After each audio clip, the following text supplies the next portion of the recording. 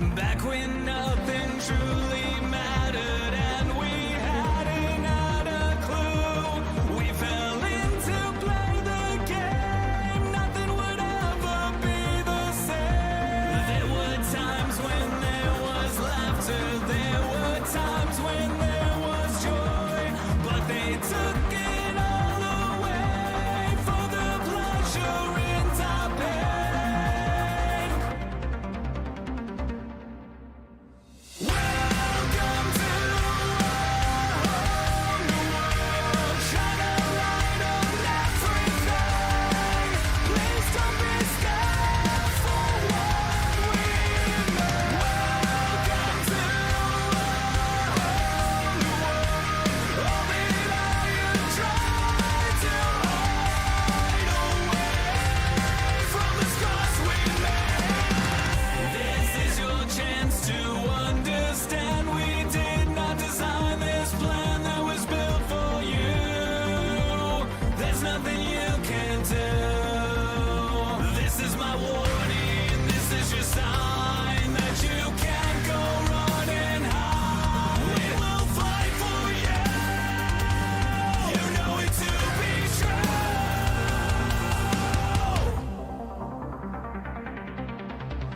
Welcome to our new world. Shine a light on everything. Please don't be scared for what we know. Welcome to our new world. All the lions try to hide away from the scars we made.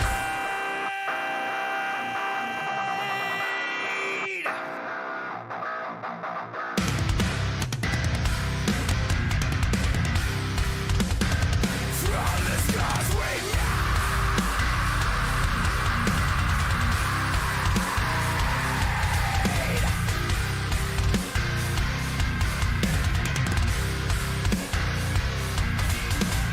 Welcome to our new world. Shine a light on everything. Please don't be scared for what we made. Welcome to our new world. Shine a light on everything. Please don't be scared for what we made. Welcome to our new world.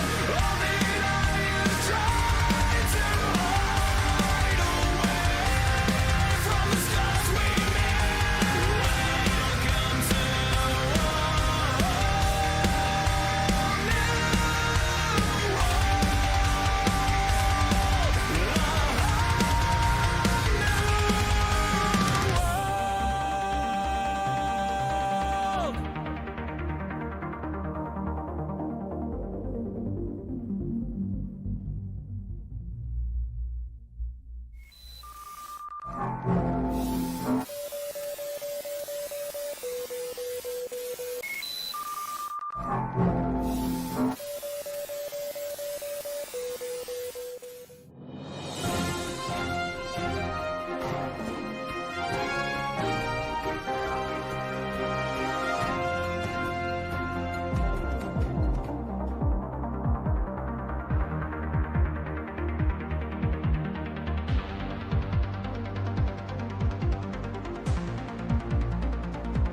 back when nothing truly mattered and we hadn't had a clue. We fell in to play the game. Nothing would ever be the same. There were times when there was laughter. There were times when there was joy. But they took it all away.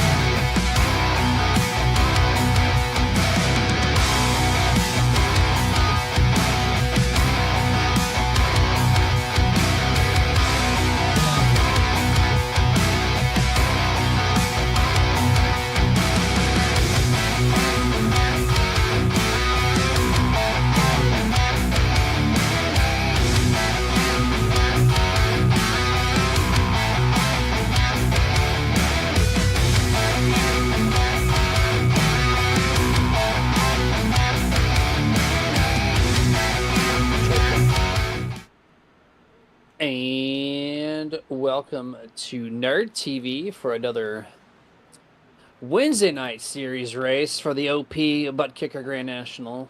As we're kicking it off here at iRacing SS, iRacing SuperSpeedway, this behemoth of a 3 mile facility here. As we I'm going to go over the weather here real quick. 65 degrees, 0% humidity, clear skies, which you can see that, just no cloud in sight.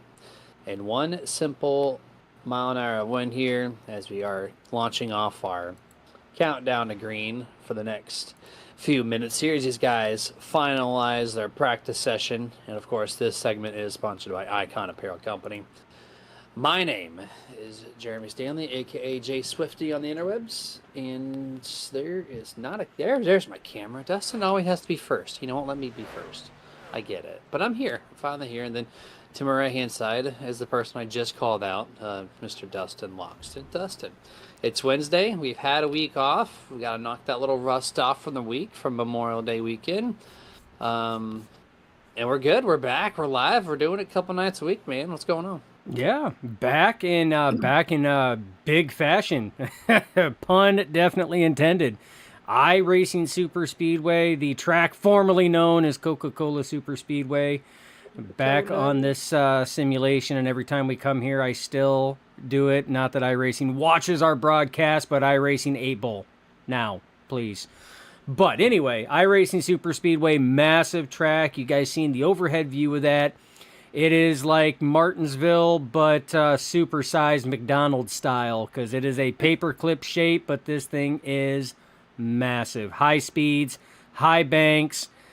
Yes, that also means high velocity wrecks as well, which is always an ever-looming thing at this track, Jeremy, but probably one of my funnest tracks. This is a love-hate relationship for a lot of drivers, but they did an update to this, and I'm super excited about this. Hopefully it fixes some of the more annoying bugs and issues that this track had before.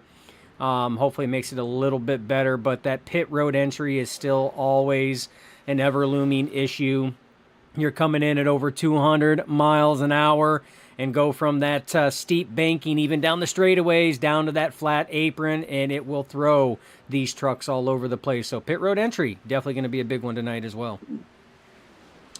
Yeah, pit road, and these trucks are very easy to blow over. You mentioned the high velocity wrecks. Well, when you have hot blowover attempts, very easily done in these trucks, and with speeds of over 200 miles an hour. 3 miles, over half of that's a straightaway, so you got 2 miles of just not turning. So that could be very fun for us to watch here this evening, as we got 13 live viewers still filing in here in the final minutes of the session.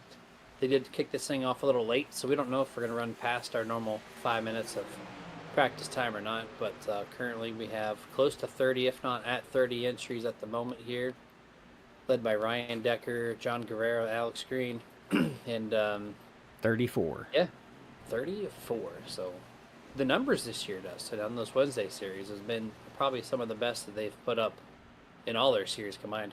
Yeah, and it really has been. And I mean, we broadcasted the playoffs last season. Obviously, the ButtKicker Grand National Series, Nerd TV is the home for that series all this season, and we've seen some amazing races. I mean, we've seen flag to flag, no cautions. We don't count the competition caution at the end of stage one at the completion of lap 35. That's not counted as a caution, but we've seen these guys go flag to flag with no cautions, due in part to a wreck or anything else. So probably some of the best racing that these guys have done. One of the coolest series because it changes tracks and cars every single week. So it's always throwing a loophole in there. It's always keeping stuff fresh. I mean, it's a good series all the way around. And speaking of series, Jeremy, we have the standings for, again, this is race 4. So out of the last 3 races, Mark Mann has 2 out of the 3 wins. You want to talk about somebody that is on fire this season? It is that man, Mark Mann, in the 0-4, 2 wins out of 3. But again, still early in the stage. Everybody that's above that red line, they're still in the good. People below it, they're trying to get their way in. But there's still a lot of races to go before we even hit the start of the playoffs, Jeremy. Yeah, 100% there. He is on fire. Let's see if he can continue that here at iRSS. Dustin, these guys are going qualifying. So that means we're going to get our cameras off your screens and focus on the fastest guy in practice, which is going to be, I think the number is incorrect, but in session he's 8:52, Ryan Decker. We're going to give him a few seconds to see if he joins us on the track, and if not, we will then rotate to the next guy that does get on track, and let's go ahead and do so. The number 3, Alex Green, P3 in that practice session. He's now climbing his way onto the backstretch banking, which I think is roughly 20 degrees just on the straightaway portion. You get these corners, and I think the officialness of these bankings, 38, 39 degrees, something ridiculous. Alex Green's not going to actually, he's going to back this down, Dustin, and we're going to see if we can maybe file him with another driver. Sean Stevens, he's 5th. No, okay, Alex is going to reset here in pit road. Apparently didn't like how he exited pit road. Yeah, and this pit road exit is tough because you're carrying a lot of speed when you are racing at this track. And this is, as you can tell, we're watching Alex Green. This is a flat apron, which means that it does not like high speeds going all the way around like that. So at times it can be tough to keep that truck down. And if you go too high above that yellow line before the pit exit commitment line, it will give you a black flag. So it's definitely a tough one. And Alex Green rinsing and repeating on that one there. So I think what might be happening, he might be getting a black flag on that just for clipping and going above the yellow line there a little bit, or he may not be happy with the speed that he's coming out. We saw him bump it, so Yep. he's either not happy with the speed or the sense it's coding, right? It's not like NASCAR grace. It's if you cross the line, you cross the line. It's very black and white on iRacing rules. So we're gonna see for the 3rd attempt if this man can give us a qualifying lap, or maybe he's like, you know what, we're on broadcast. I don't want to give up my line here at iRacing SS, so maybe they'll shrug me and go to a different driver. And the answer is nope. But this time, Dustin, he definitely doesn't hit that yellow line, so maybe 3rd time's that charm for the number 3? Yeah, that's what it's looking like. And like I said, it's not uncommon for that to happen because these drivers, a pit exit on your out lap is so crucial to try to maximize the speed. Whether you're at iRSS, Daytona, Talladega, Atlanta, doesn't matter. Any type of drafting track, and it cringes me to say that, Jeremy, it really does, but at any drafting track that this series runs, your pit exit maximizing that speed is crucial. So they push it to that line on pit exit like that. Sometimes they go over, they get the black flag, but it looks like 3rd time is the charm for the number 3, who was 2nd fastest in the practice there. He's going to go down that straightaway, and you're going to see him go right against that wall. Nice arc down, and he's going to paint that yellow. Jeremy, something that viewers do not understand about this track is the amount of load that your sim racing wheel takes going into that corner. At the speeds it's going and the G-force that this game simulates, your truck or car, if you're racing it here, goes under heavy load on corner entry just on that transition. Yeah, it's a ton there. It's a fixed setup, so these things are kind of geared specifically for this kind of thing. If you came in with like a Daytona or Talladega setup, you just forget about it. It ain't going to happen. So Alpha turn number 4, the only lap these guys get.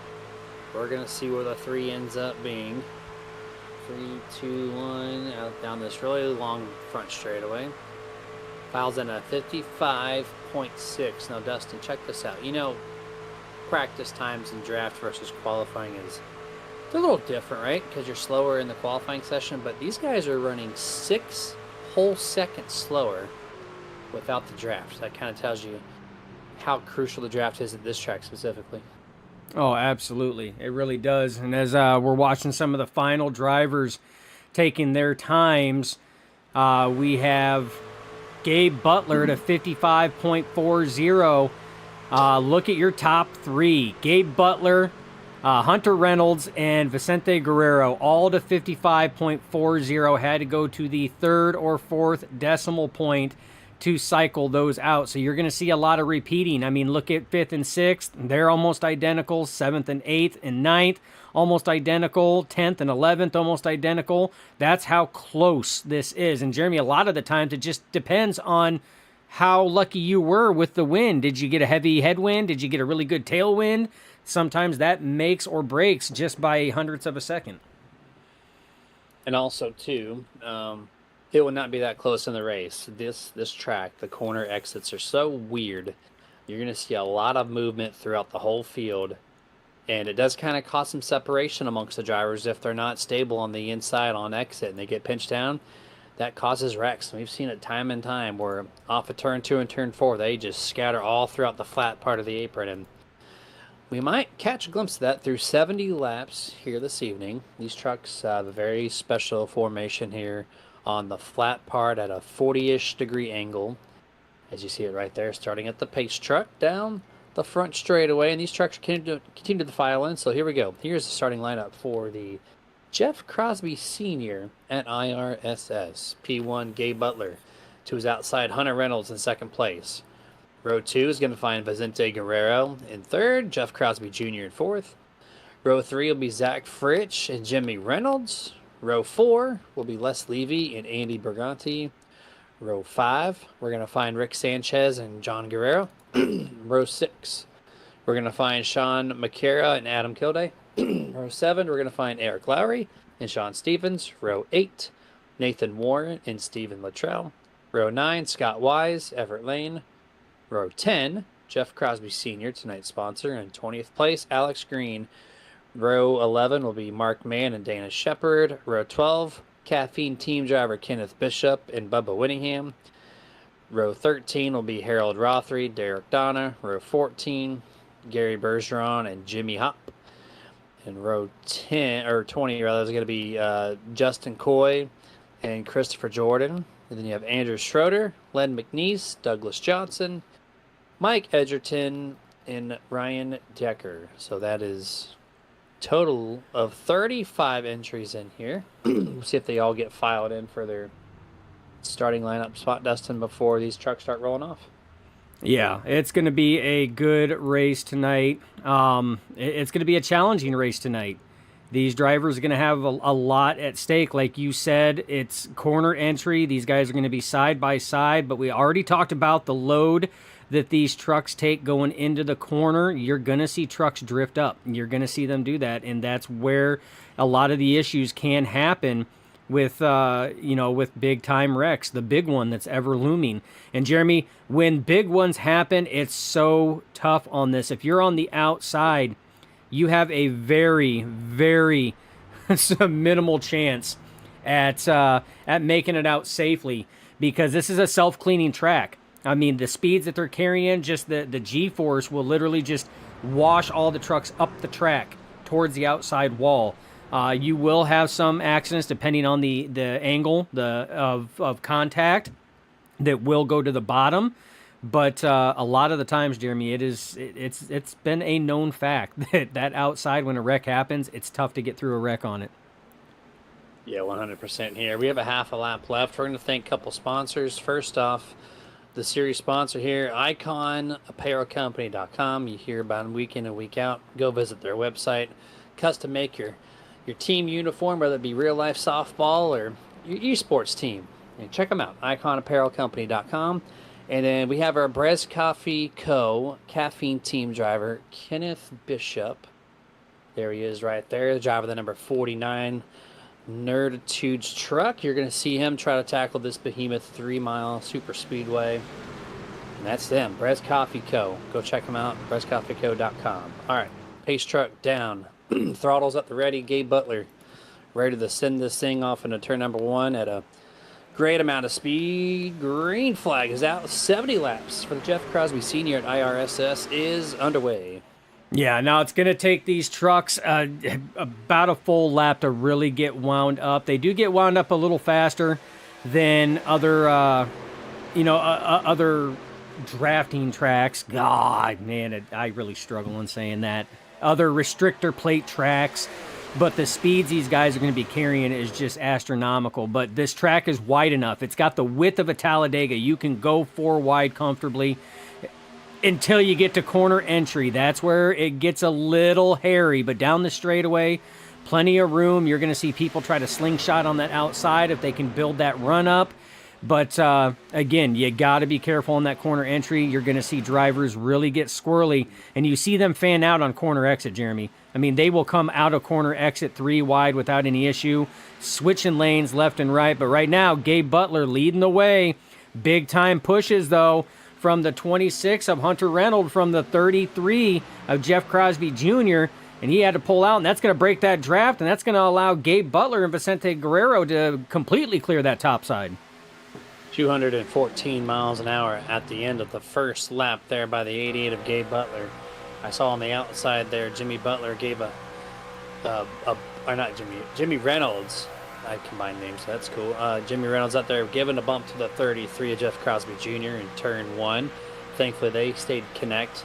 These trucks, Dustin, they're so planted because they're going so fast and they're sitting so low in these corners that the bumps that they receive in the mid-corner does not affect them like it does at Talladega or Daytona. They get less banking at Daytona, less speed, so it upsets the trucks more. These ones are just glued to the track with the high amount of banking. It keeps them more intact.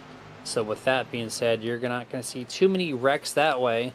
But if you offset, bump, and hit them in the left rear, right rear, then that's where, chaos can ensue. Absolutely. And, that's something they have to keep in the back of their mind. But right now, Jeremy, we've got a couple different strategies going on. You see this pack here, you got some drivers flirting with that high side. No surprise, a 49 of Kenny Bishop is up there with help from Alex Green there momentarily, trying to see what the high side can do at this track. But you also have drivers that are waiting in the back, Jeremy. So this is not an uncommon strategy at this track, as is at Daytona or Talladega. But they are expecting that big one, because when it says big one, we mean a big one. And we even got drivers further back. This is Len McNeese, Andrew Schroeder, Doug Johnson, Mike Edgerton back here even further, trying to give themselves a little bit more of a buffer just in case that big one happens. As we're on the back stretch on lap number 4, Dan Parent on YouTube saying, let's go DEP Racing. Shepard, Donna, and Jordan. That's the 3 names for DEP Racing here that Dan Parent is currently cheering on here. Turn 3, turn 4, the 88 Gabe Butler. He's going to still lead the way on the inside of the 4. That was that too. That was Crosby Sr., and that's what we were talking about, Jeremy, is these corners with the load, it will snap those trucks. And that was a heck of a save at these speeds by tonight's sponsor and that 15 Skoal machine, Mr. Jeff Crosby Sr. Wow. I got the message, sorry, and then he said, you can't bump there. So, like the meme, you can't park there, but you can't do that at 200 mile an hour. The only time you really can't bump is corner exit. It is such a violent's not the right term, but it's abrupt. It's not a comfortable sensation in a pack race of any vehicle that you're driving. You drop a lot of degrees of banking real quick. There's a bump on the exit of each one, because this track is not laser scanned, right? So they have to utilize tools that they have behind the scenes to make these corners flatten. Based off of NR 2003, whenever you built a customized racetrack, you had this weird, awkward bump on exit every single time, and it kind of translates to iRSS here, and so it's really weird, and it throws a lot of drivers off, and you're going to continue to see that every single lap that they take. That shift on the inside is going to go below the yellow line. You're going to see the outside lane go up midway up to the outside wall, just because it's such a hard thing to handle. Yeah, and it really is. And Dan Parent is talking obviously about Dana Shepard, Derek Donna, and Chris Jordan, part of DEP Racing. So rooting for them right now. Chris Jordan running in P28. You have, let's see, Dana Shepard is P20. Derek Donna is 25. So they are electing to take that safe approach. Not a bad idea by your team there, Mr. Dan Parent. Not a bad idea at all. So we'll have to see exactly what's going on. Right now, Vicente Guerrero up front, he jumped from the low line to the mid line, now getting pushes from Hunter Reynolds, trying to clear Gabe Butler as they go down, and he will now take top spot on that inside lane. Barely sneaks in front of the 88 Gabe Butler, and if you're an OP fan and you watched our broadcast, you do know that they work the draft so well, and they like to rotate the pusher from the outside. They'll drop down, then the outside guy will get the clean air for a little bit, and then the guy on the bottom will shift back up. That's typical, except for this track. It's a lot more difficult to make that happen at these speeds and how this track is formed. So we're going to see a lot of it more of just that 2x2x2 with a little bit less moves here. The 14 gets a great shot through Gabe as he has his engine cooled enough to give the 14 a lane choice to go top or bottom. But just like that, Crosby and everybody else on the outside is going to help that 2600 Reynolds. He's now back door to door with the 14. Yeah, but you see a lot. What I'm seeing right now, Jeremy, is that 33 had a moment there while Vicente Guerrero was up in front of Hunter Reynolds to cool the motor off. But you see him poke that nose out to the right, just like that. Right now, he's poking the right nose out, trying to keep that temperature under control. Because the issue is when you are butted up, and with these speeds and with the way this track is configured, with no restrictor plate of any kind, you stay sucked up for a long time down those straightaways. You can maintain contact all the way down those straightaways, which means you are getting zero airflow to the front nose if you will happen to be that pusher. 100% here as we're logging lap number 9 right now. A little bit of 3 wideness in the mid part of the field. Kenny Bishop leading the charge there. Last time by, Kenny was P16. Him and Kilday in the 85. Could not make anything happen. They had to go back to the center lane, back to 2x2. 3 wide here, Dustin. It just doesn't work. No, it doesn't. The only way it works is if there's a big checkup on the bottom 2 lanes. That third lane, you might be able to get some pull going down the straightaway, but the second you hit corner entry because of the size of this track, you fall straight back. It is near impossible to get anything going in the corner, like I said, unless the inside lane breaks apart. So if all of a sudden you have a lane on that outside going in the corner, and a middle lane that had 5 trucks all of a sudden goes down to 2, that middle lane is going to just dissipate and fall back, and that top line is going to go. But it is tough. Derek Donna 215 shot right up the track and turned 3. I thought he was going to slam the outside wall.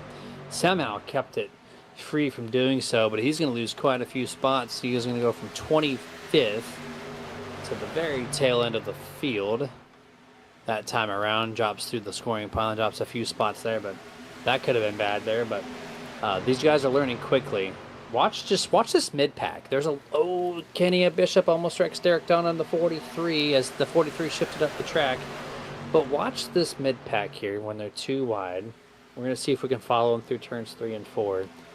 There is right now a crazy amount of movement, and I'm not sure if it's tire wear, if it's just drivers being impatient, if they're just, I don't know, it's just, so look, they're all scattered across, they're not even organized. Outside's really broken up. And then, of course, the 3 of Alex Green, he's going to go to the bottom. He's going to leave high and dry one of the drivers. That time was actually a smooth exit, but this laps prior has been very sporadic, and I've been kind of curious of why they can't get things going right now. It almost, if I was a betting man, Jeremy, I'm thinking it's because that mid-pack, you see everybody is lining up on the bottom. Oh, big scatter there. Big shake-up by the 43.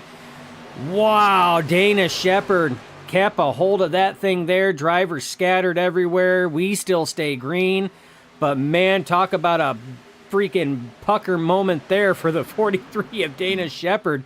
But going back to my previous statement, everybody's lining up. We got green flag pit stops going to be coming, so it almost looked like that mid-pack was checking up to let some of the high-side drivers to merge and blend into their lane to get prepped for pit entry. And, Jeremy, pit entry is going to be wild. You think these trucks jet all over the place when they get a bump?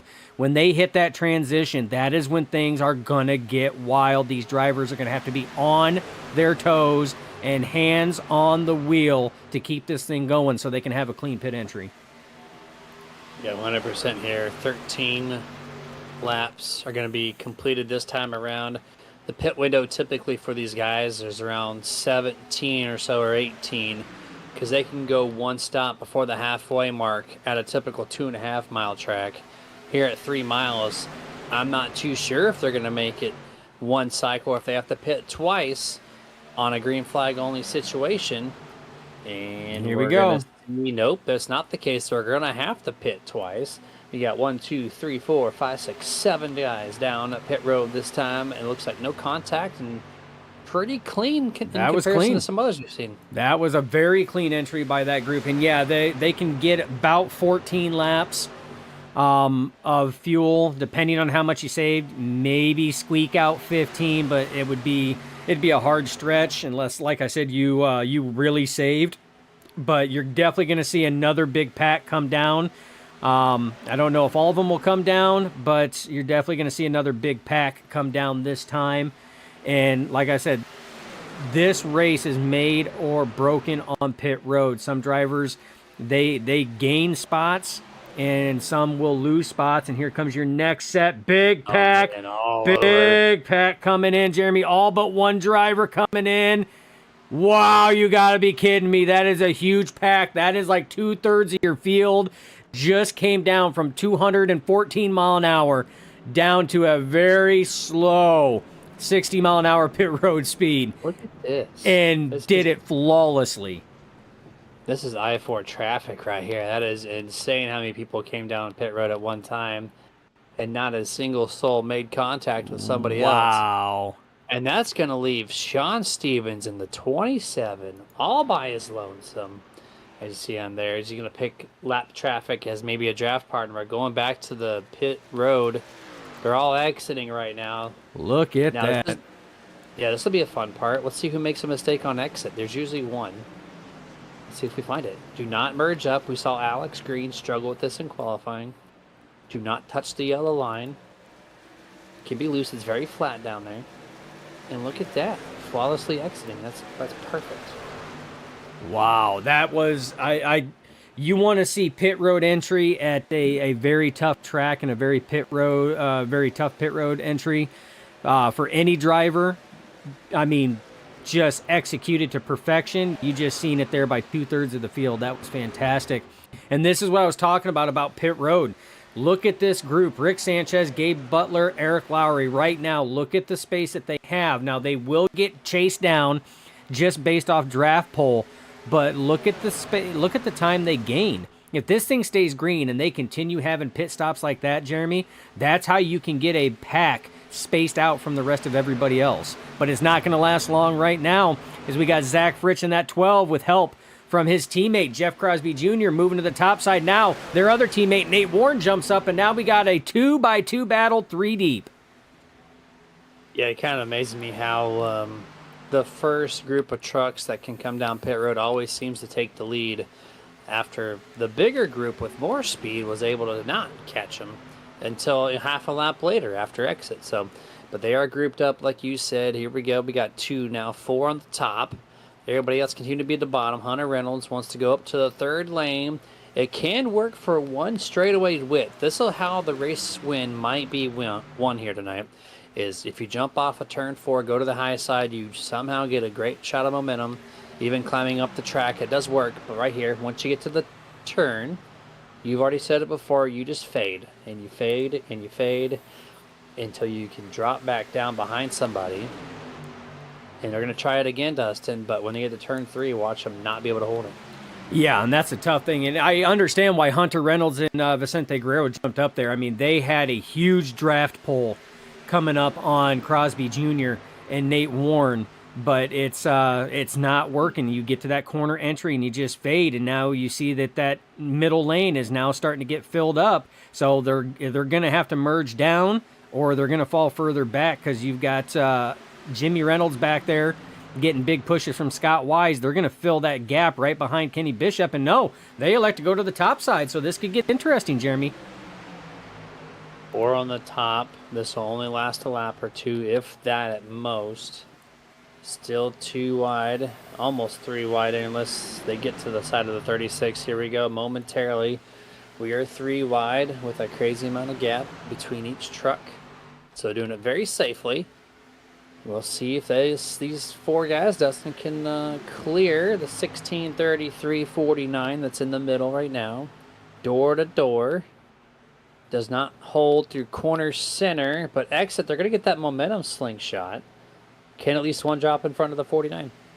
Yeah, and you see Kenny Bishop in the 49 drops to the low side. That's going to hurt that center lane right now because they just went Wreck. from 3. Oh, wreck happening. Shepard. Dana Shepard. Oh. Oh, man.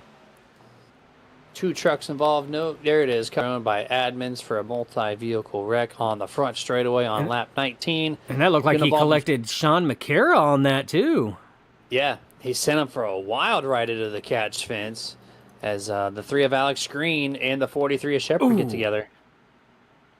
Yeah, you see Alex Green took some damage. His hood goes flying, and poor Sean McCara, he had no chance, and he just goes for a ride and a half on that one. I mean, that was out of nowhere. We're going to have to watch it from McCara's onboard, but man, that was full speed. And hello. Not seen that too often where the truck just gets ramped off the right front tire and sent right into the catch fence on the door panel there. Wild ride there for the driver of the 27. Oh, yeah. Dana Shepard going to limp that thing around. Excellent idea. This track here, Jeremy, so important that if you have the ability, no matter how slow it is, to drive your damaged truck back to pit road, that's the ideal thing because a tow here is brutal. 3-mile track. It is a forever long tow. I said 27. That was Sean Stevens. I meant the other Sean, the 71, Sean McCara. So there it is. As you see the 43 of Shepard. Engine basically expired. You get the 1 fasty, which that'll be no problem because he's going to be able to make it back. But we're going to take our time, Dustin. Oh, here we go. 45% fuel, fixed setups, unlimited tires. And there's that 1 fast repair. You get 2 green-white checkered attempts and a lucky dog. And so there is the race information, just because we talked about the fast repair situation. So the 43 will utilize the 1 and only one he gets to his advantage. But we're going to kick this thing to our first picture-in-picture commercial break, and we'll be right back before the drop of the green flag.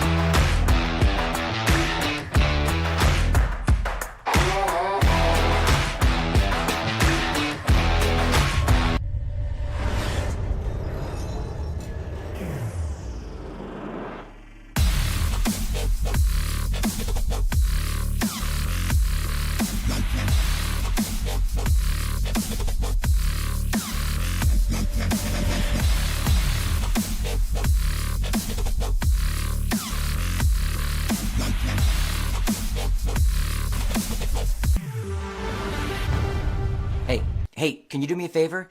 I'm really hungry, but I'm trapped in here, and I dropped my last piece of boozy jerky on the floor. I can't reach it. Would you mind grabbing me a bag of the most tender, flavorful, booze-infused jerky on the planet? I promise I'll pay you back. I mean, I'd eat my piece, but I can't reach it. Oh, actually, I got it. Oh, it's so good. It's so tender, so flavorful. You should really pick yourself up a bag. But if you do, you can't eat it in here. Now, this is my spot. I own this spot. Boozy Jerky, the original booze-infused beef jerky with a pair.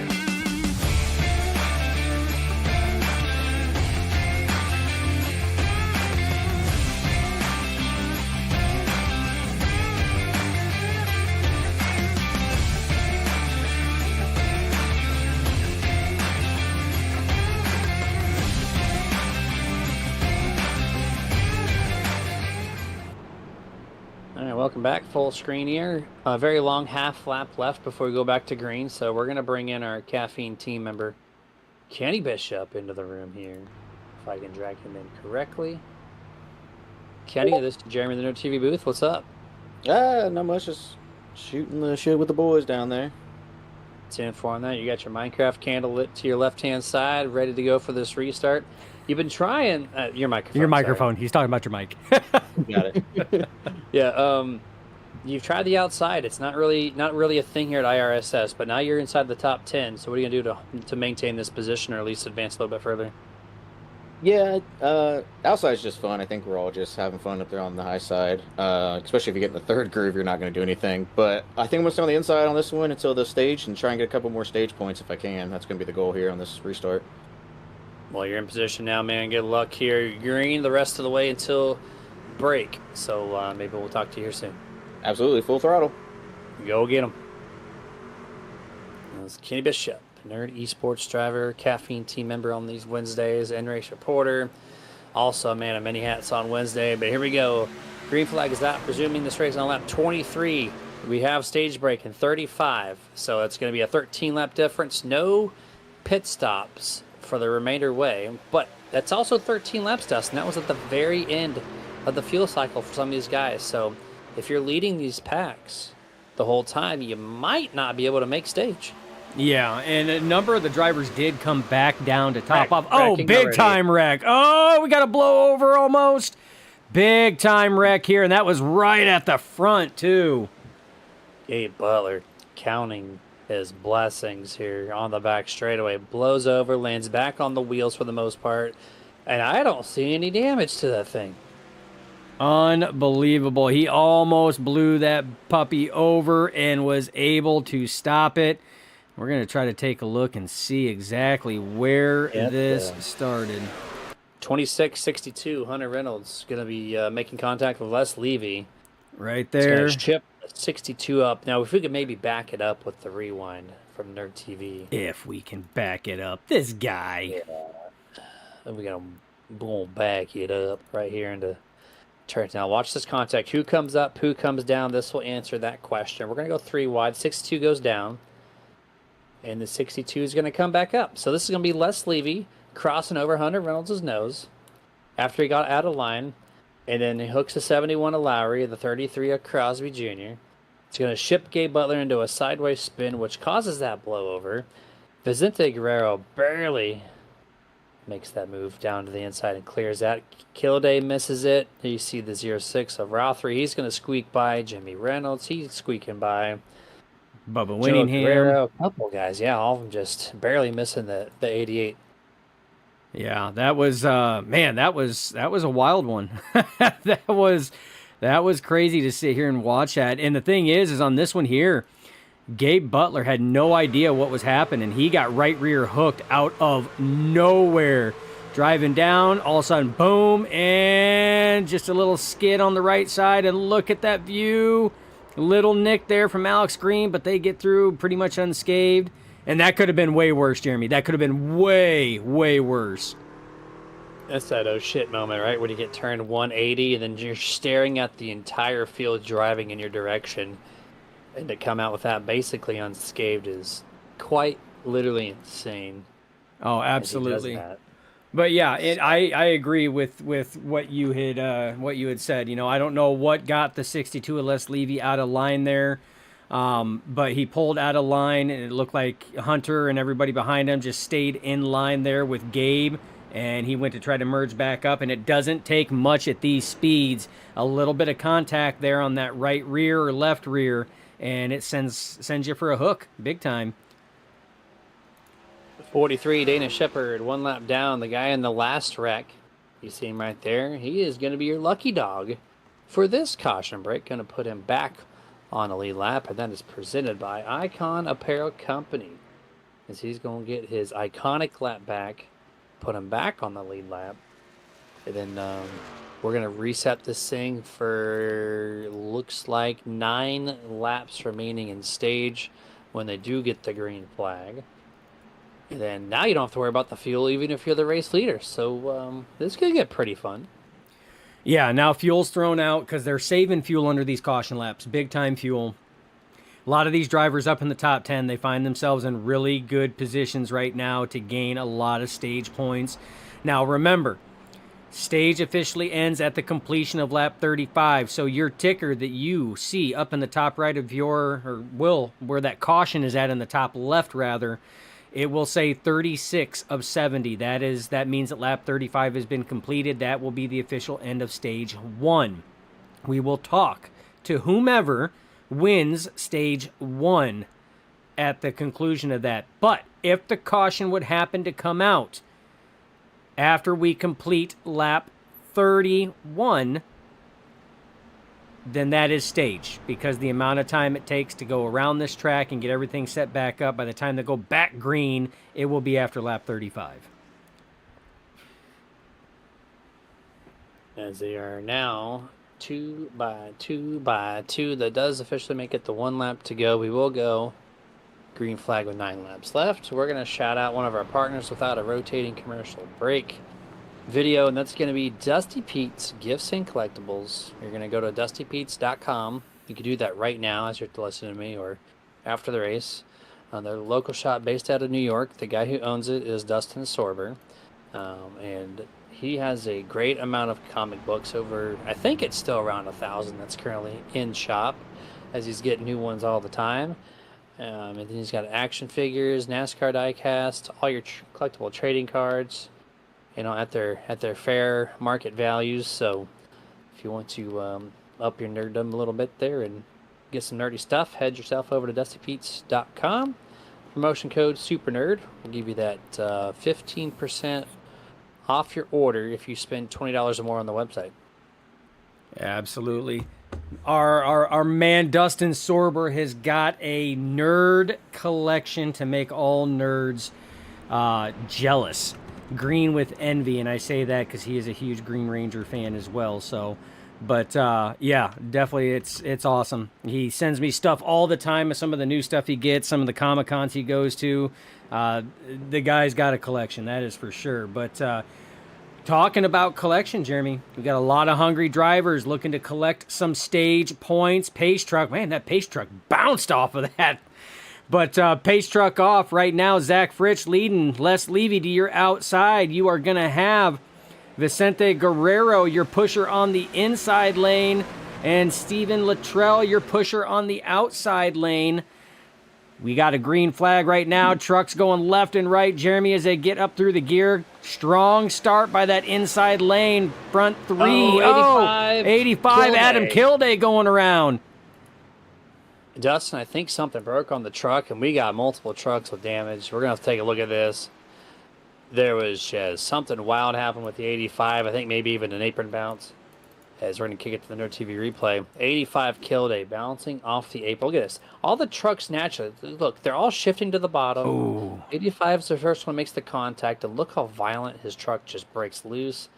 Hits the door panel. The 62, Jimmy Reynolds, absolutely nowhere to go. 49, 36, that's Luttrell and Bishop. They barely squeaked by. John Guerrero, no, does not make it through. Heavy damage there. And there's some people wrecking on the infield, too. Here we go. The 15, he's going to get hooked by the 9. Goes 180, 360. There's Douglas Johnson, barely creeping outside your picture. About 5 or 6 trucks, Dustin, with damage. Oh, yeah. But I mean, look at the amount of drivers getting on the binders and everything else to bring that down. That's Mike Edgerton in the 312, completely had the front tires locked up. But that's what we were talking about. I mean, that transition from apron to track. And the fastest way to try to get around is to plant your tires right on that yellow line, just a hair above it. But sometimes when you're going these speeds, slight miscalculation, or you turn the wheel just ever slightly too far, and you make contact, and you pass that threshold transition, and it will shoot the truck or kick it loose, just like it did with the 85 Adam Kilday. Yeah, just, it's so weird how this track works, because there's nothing that tells you that you need to go down into the yellow line, but somehow all the trucks just every single time will just lead themselves right to the bottom, And sometimes when you can't see in front of you, you kind of overcompensate for that, and you do hit that apron, and that's exactly what happened to Kilday. And on the live view, it looked like he just kind of broke something, even though you can't break parts in iRacing like that. But the way he hit it and just got loose so quick, it almost looked like that. And setting this thing off, cautions are breeding cautions at iRSS right now. Yeah, and I mean that's not uncommon. I mean, you think about it. It's before, after we had green flag pit stops, you had people spaced out a little bit more. It was fantastic. But, when you have your first caution, it groups everybody back up again. Everybody's trying to jam through the gears, get back up to speed. They know stage is coming to an end, that stage break is coming. They're trying to switch lanes, going left and right, trying to gain the most amount of spots possible. So it is bound to happen every time. Yep, very well could be the case here. We're going to shout out another one of our partners while we have the moment to do so. Race EPI. It's going to be Elite Performance Industries. Let me tell you, I honestly used their setup to the max all weekend long at Charlotte. Let me tell you, I had 4 races at Charlotte. I was sitting at a 1.74 safety rating, and the game says, hey, you're in the demotion zone. So I said, okay, bet.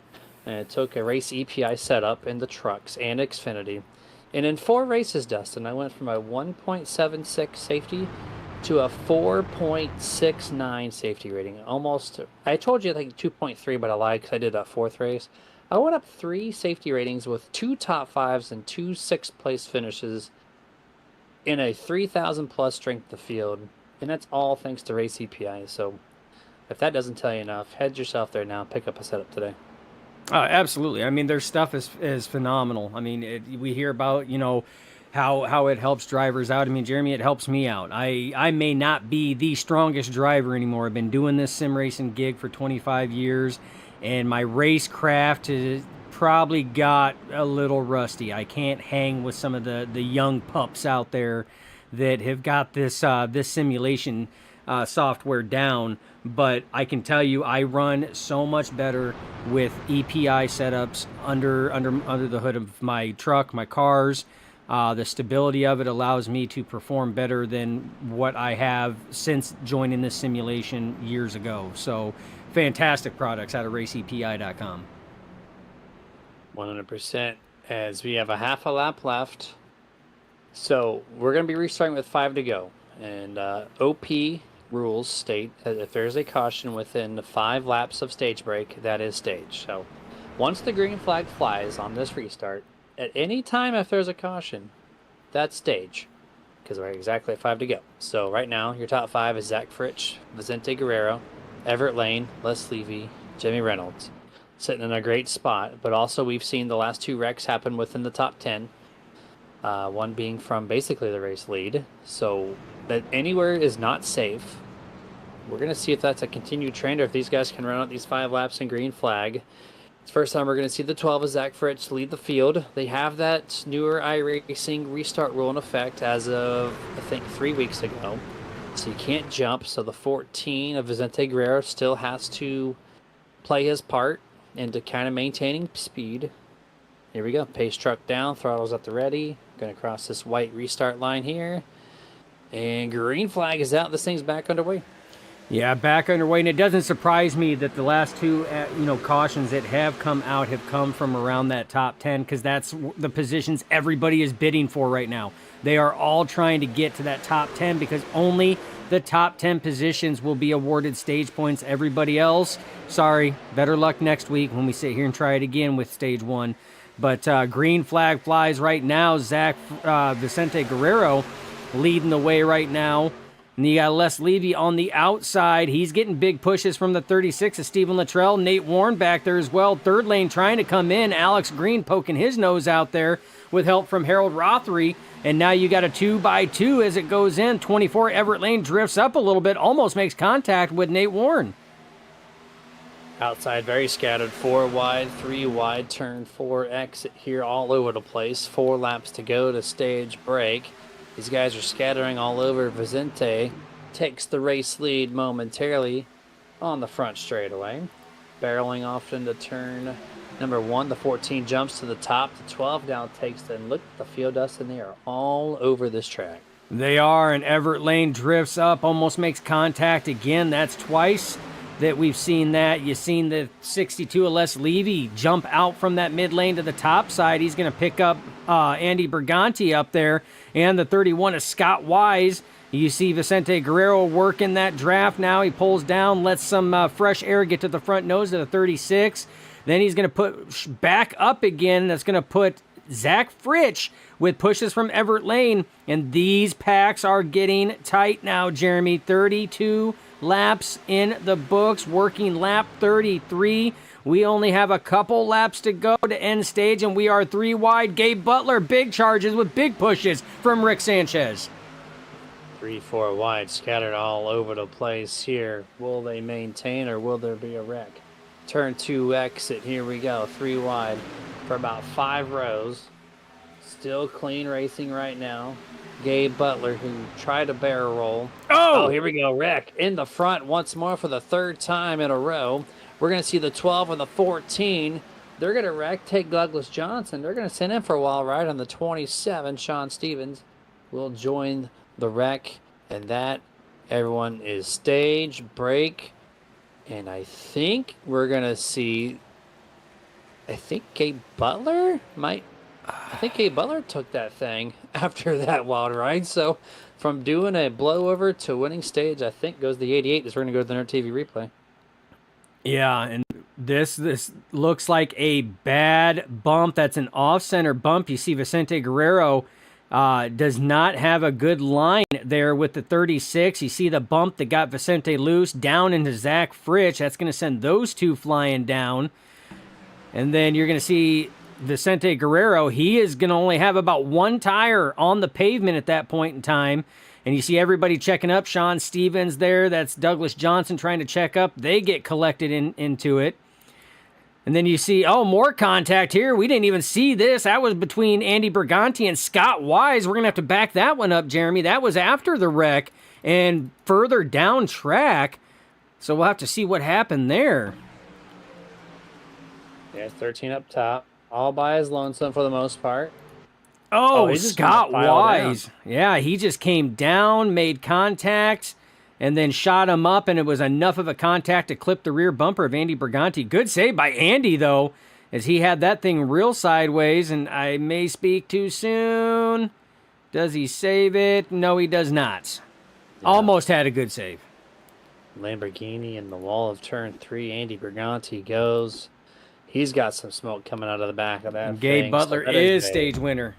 Officially. Faster pair. Yep, officially as they cross pit road. That is the stage, the entire stage breakdown on that. So we take a look at how they broke down in stage.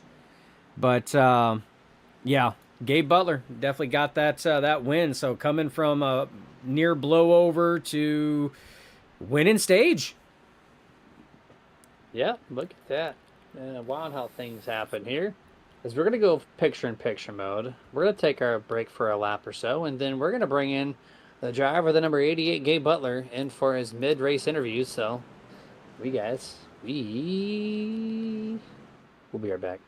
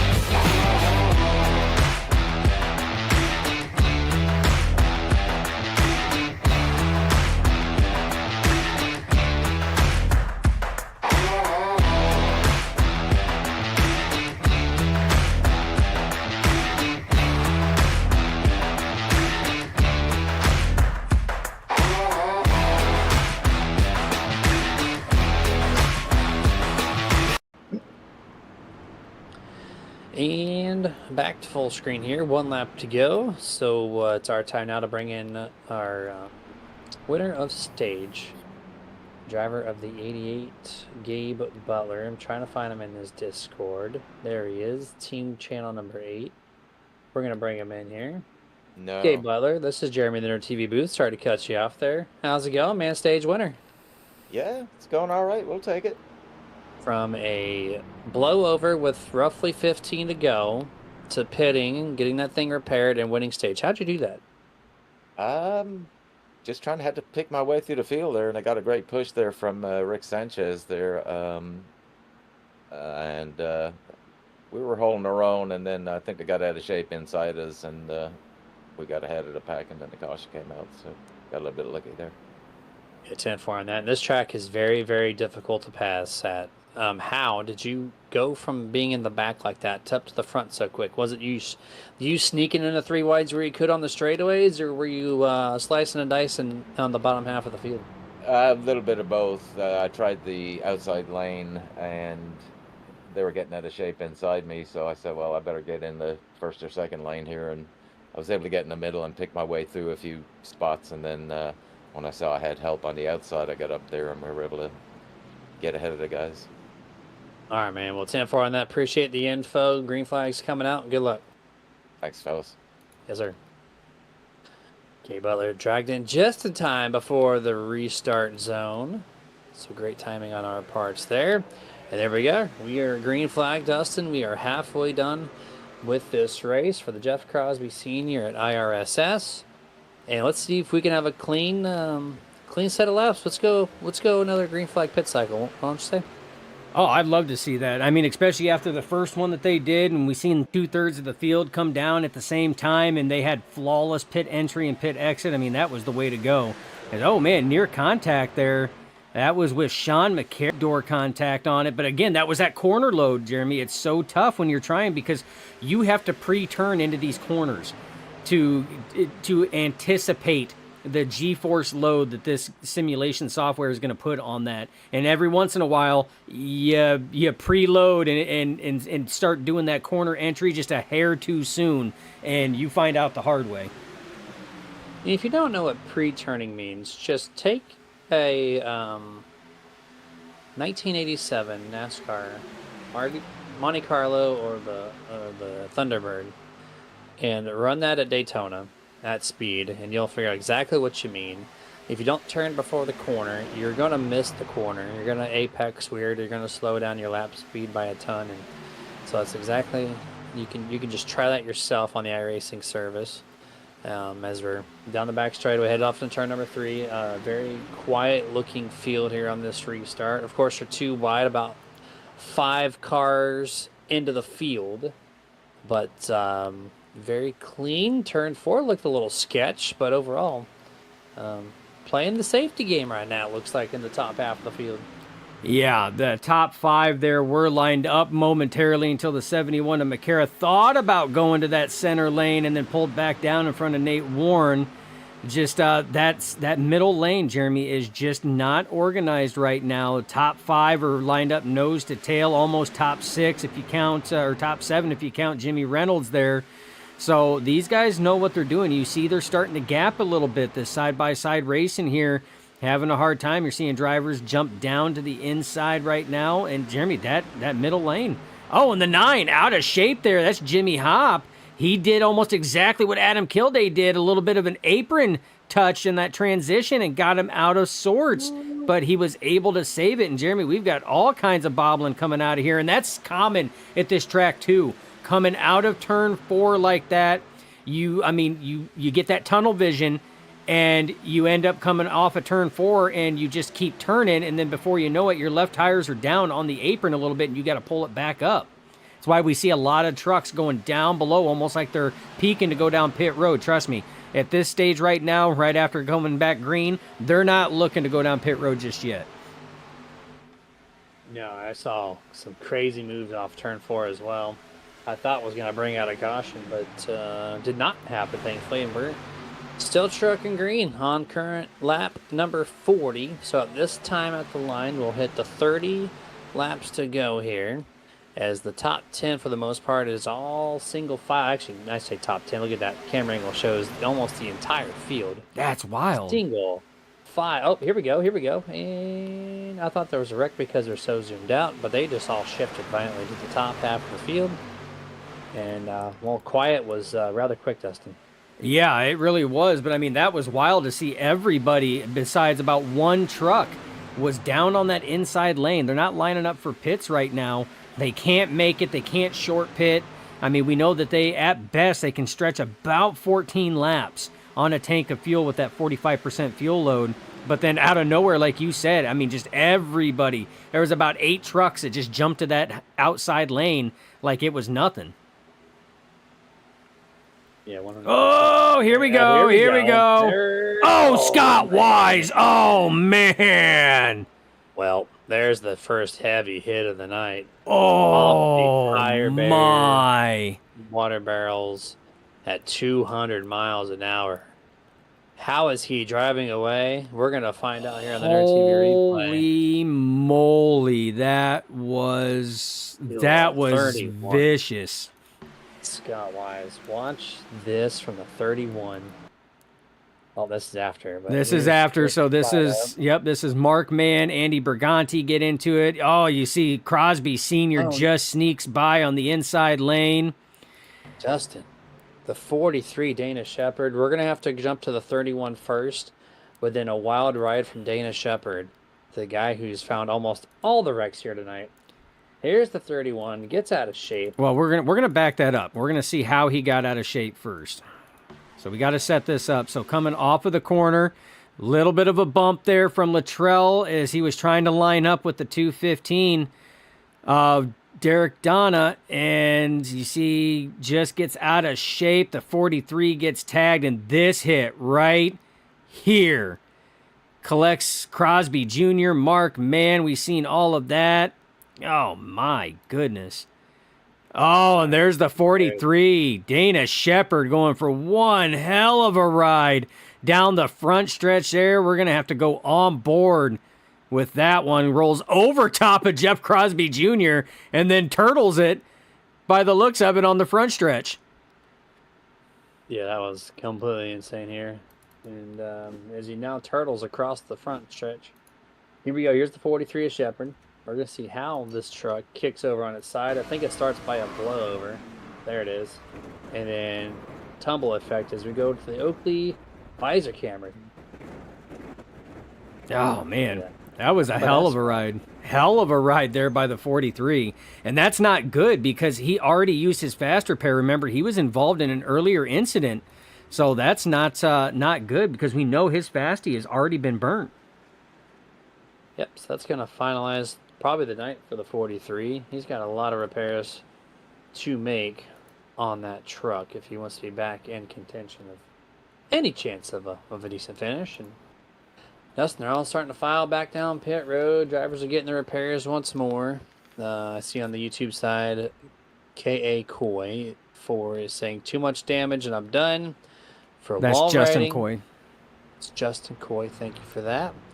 And then looking good from Belfa Feltz, which I think that's a new name to the Nerditudes broadcast. She's got to be talking about you, Jeremy. Got to be talking about you. So Listen, she joined in after our cameras turned off screen, so I can't take that credit. And That's on then you. and then on YouTube, Daniel Poetschlag, and if I butchered that last name, go ahead and just roast me in the chats. Said I think Dana is dead. And I tell you what, after a ride like that at 213 mile an hour, and he thought he was clear. As sim racers, Jeremy, we know that mindset. You thought you're clear of that wreck, and next thing you know, you're right hooked, and he just went for a hell of a ride. As a famous person at OP once said, I know when I'm cleared. And some of these guys have not been cleared when they've done their crossovers. And we've seen what it does to these trucks. A lot of blowovers, a lot of damage, which makes for a fun broadcast, though, right? We get some crazy angles. I mean, that's for sure. We do. 100%.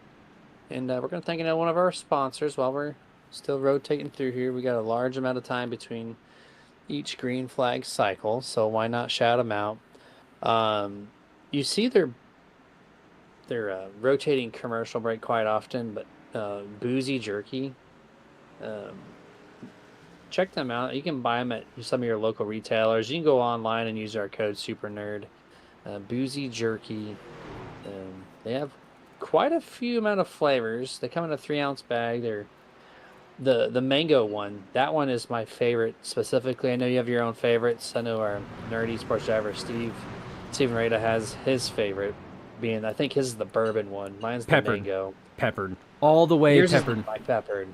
So they're very tasty. They're so like Peppered stout, for the I think price, is what it's you called. have to you have to kind of monitor yourself a little bit because you can fly through a $7 bag in a matter of 15 minutes. So it's so good. Go give it a try at Boozy Jerky. Absolutely. And you're getting called out because Belva Feltz is not new. She's not new by a long shot. So just throwing that out there. What am I missing? Dustin, help me out here. What am I missing? So I don't know if we have missed a shout out text because it happens because we're trying to cover the action. So if we have missed that, Belva, we apologize. We try to catch all of them we can, but man, we only have 2 eyes, so it's tough to try to keep track of everything. But we are back to green flag. Rick Sanchez leading the way. Everett Lane was leading that top side right now. Your pushers are Hunter Reynolds and Jimmy Reynolds back behind. Green flag flies, 26 laps to go, Jeremy. And this is only going to get crazier, and it's going to get more intense at this track. This track always breeds that high intensity. Yep, and you're going to continue to see it here on this restart and maybe a couple more along the way. So I saw some smoke potentially halfway down the back straightaway. We stayed clear of any wrecks so far. 26 laps to go, 25 at the line. 1 green flag pit stop required. And they have to wait to the very end of the fuel cycle to make it, or else they won't be able to make the second one unless there's another caution. To lead off this lap, it looks like the number 5, Rick Sanchez, is going to lead himself a green flag lap.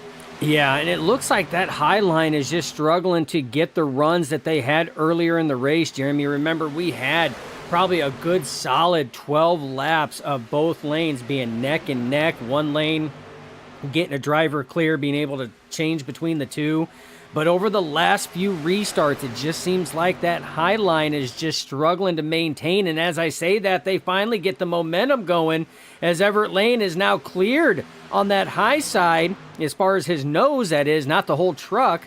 And he makes a liar out of me as he does clear Rick Sanchez, drops to the bottom. That's going to leave Jimmy Reynolds up there with newcomer Jimmy Hopp in that number 9. There we go. Down the front straightaway here. 24 to go. About 7 or 8 trucks on the top. Everybody else filing in. Still in the bottom half of the track. As we're going to watch as they barrel up into turn number 1 here. Very smooth entrance that time. Didn't see a lot of movement. Top 4, top 5 are going to be cleared single file momentarily as the outside gets their momentum. Shove off corner exit here. The leader of this pack, the 17, Reynolds, is really trying to get things going. He's got a decent amount of run here. He gets to the side of the 26. That's going to be Hunter Reynolds. He passes him, and now he's got to the 5. Dustin, he might have a chance for the race lead. Yeah, he might. Oh, and the 9 of Jimmy Hopp gets way out of sorts on that one. And we got contact. Bubba Whittingham goes down. He's going to go around on a vicious flip as well. And we got carnage down the front stretch. Oh, yeah. This is another big wreck here.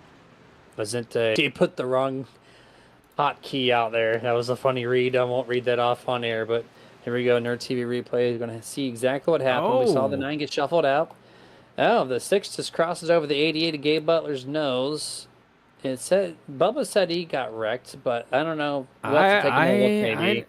I don't. But then here comes the 99 of Bergeron, going to flip the 71 of McCarra over, which is the second wreck he's been a part of. You see Mark Mann, he's going to file in with Adam Kilday, who's also been part of a wreck. There's the blowover from the number 1/99. He's going to tumble a little bit. Oh, A lot of trucks in this one, Dustin. Yeah, a lot of trucks, and we're gonna go back on that one there. I don't know what happened on that one there. It almost looked like Gabe Butler was going to try to go for a pass, as Bubba was in line with the 06 of Harold Rothery, and yeah, I agree with him. It almost looks like Gabe Butler was trying to go and put the truck there in that 3 wide, and just miscalculated enough to make contact there. And then we see Bubba goes for a hell of a ride. Len McNeese involved in that. Adam Kilday looks like he's involved in that. Yeah, he makes contact as well. The 215 also involved in that. It's Derek Donna. Oh, man, 71, Sean McCara involved. There's the one of Gary Bergeron involved. And you're going to see the 6 just, once it catches, it goes. Yeah, as he tumble, finally comes to a rest there. Past the pit exit on the front stretch. Checkered flag on YouTube. I couldn't agree more with this comment. Hates driving this track, but loves watching the carnage. I am actually glad I am not on the track tonight. Sometimes I wish I'm in the truck or the car, Dustin. You know that. I've been a preacher for wanting to try to race and broadcast at the same time, but not tonight, not this track. I wish I was out on the track. This is probably one of my favorite tracks from the NR2K3 days. For those that don't know that's the NASCAR Racing 2003 season, the predecessor to the very simulation software you are watching and everybody is using today.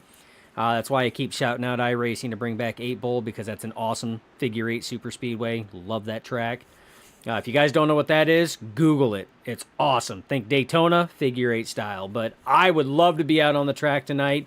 But I agree. I agree with Checkered Flag. I mean, it does. I mean, the wrecks here are typically not small. And you usually see some crazy carnage. I mean, we've seen more blowovers and flips and, I mean, just particles flying everywhere. Truck pieces, hoods, fenders, tailgates going all over the place. I mean, when this track is not only goes big on size, it goes big on wrecks.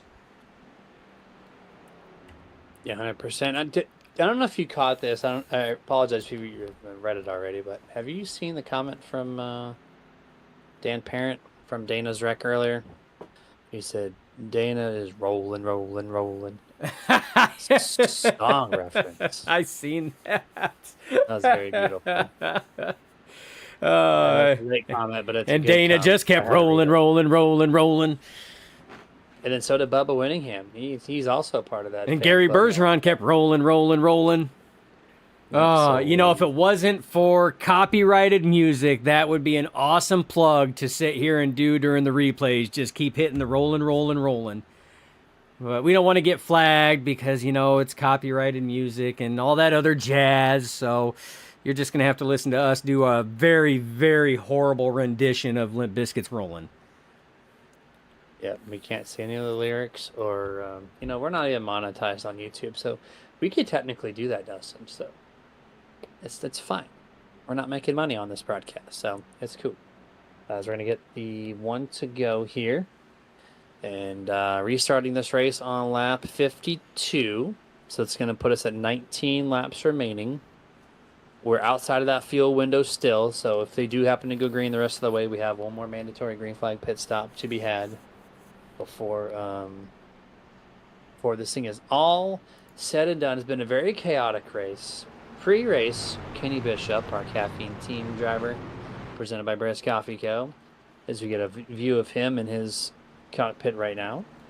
This man said this race is probably not going to go too well, because iRSS just promotes wrecks, and we have seen that, he calls it. But, it makes a fun broadcast. Maybe not for the driver's view, but from our view, it's great. Oh, absolutely. And I think he was sitting here looking up. Does he have the broadcast on another monitor? He's probably, wait a minute. Probably. Not here. Yeah, he's like, oh man, I gotta look serious now. But no, it's I love having KB as our in-race reporter like that. It's always fun to bring a different perspective like that. It's it's always fun. But I mean, it does. I mean, this track, I mean, it does. But it's crazy because the first part of the race, I mean, we seen green flag pit stops. I mean, the racing was great, but as we get closer to the end, and people are trying to make the most out of every position, you know, you're seeing these small mistakes, and at this big track, these small mistakes turn into huge wrecks. And we're probably going to see at least one more. Here we go. Pace truck down. Hunter Reynolds, throttle at the ready as we're waiting for the green flag zone. And there we go. Green flag once more. 19 to go. This thing is back underway for the Jeff Crosby Sr. at iRSS. Jeff Crosby Sr., thank you for your sponsorship tonight to allow this broadcast to happen for you all on their TV to watch on this very nice Wednesday evening. I guess it depends on where you're at. Right now it's hot and humid in Florida, but outside of that, most other people... Oh, I thought Everett Lane was going around there for the driver in the P2 spot right now.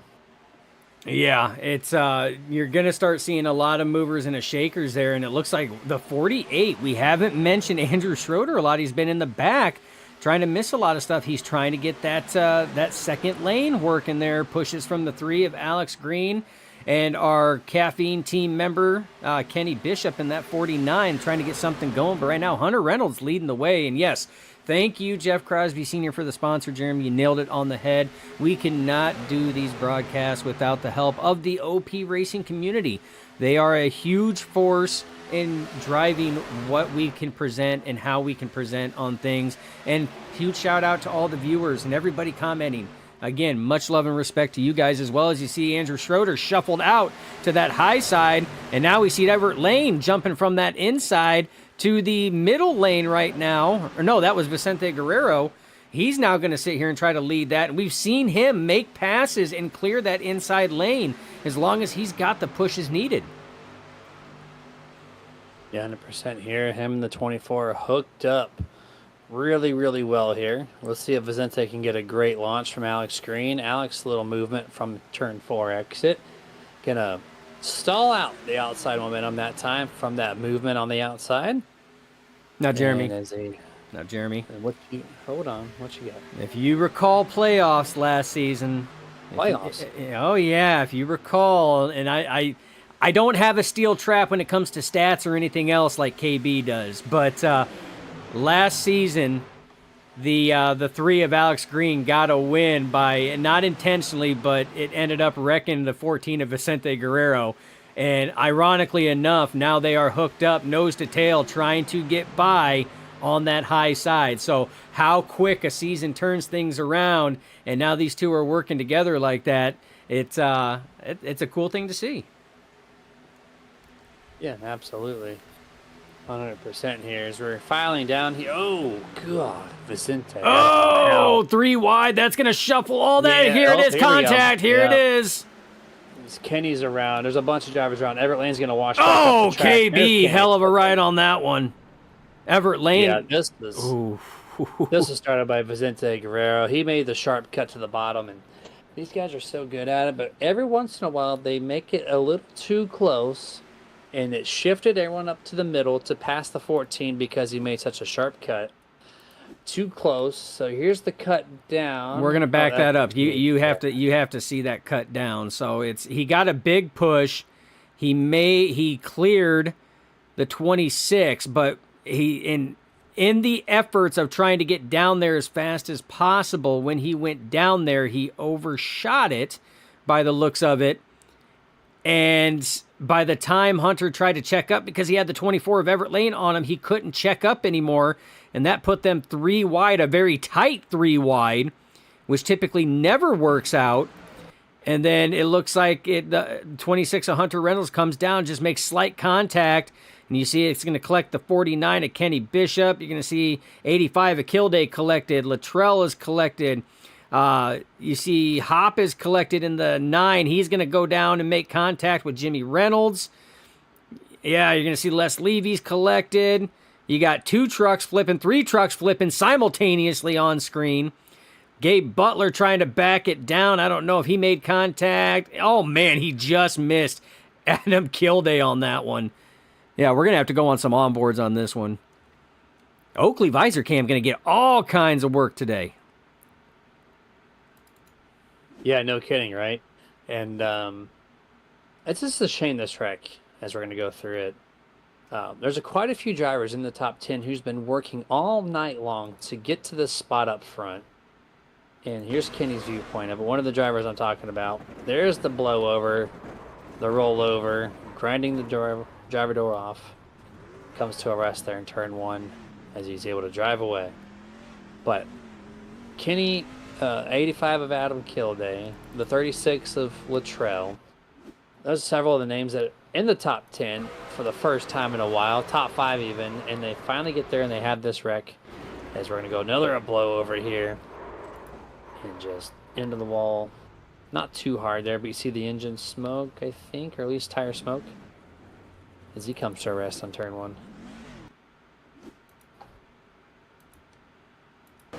This is Stephen Luttrell here right behind Kenny Bishop. He's the third truck that went for a blowover in a wild ride as well. Not as wild as, I think, Kenny Bishop's, I think, was the wildest one and probably the most vicious, but 3 trucks, like I said, simultaneously blowing over.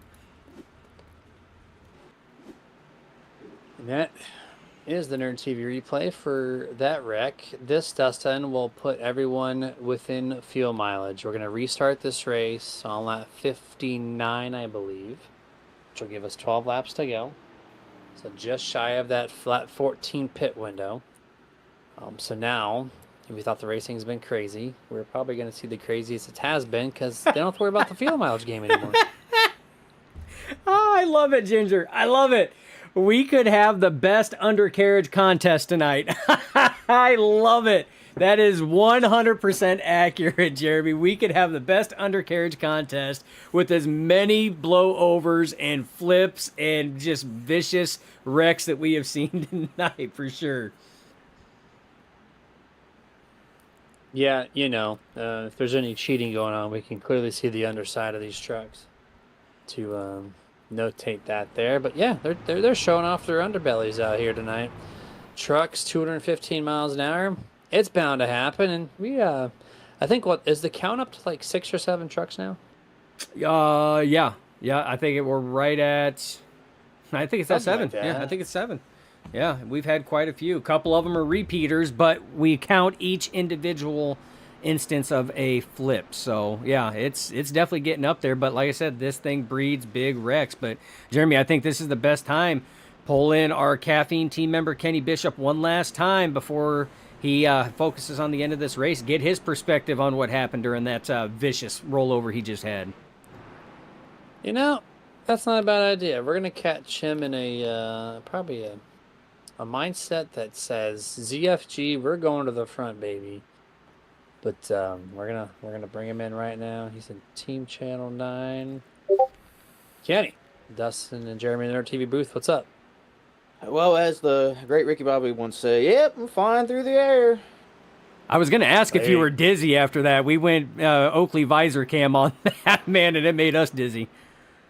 Yeah, I tried to walk it down, and then it just said, nah, we're going to go for a ride. So that's what happened. I almost got by, though. I almost snuck by on the outside. But I didn't see it. I heard it behind Alex, but I didn't see it.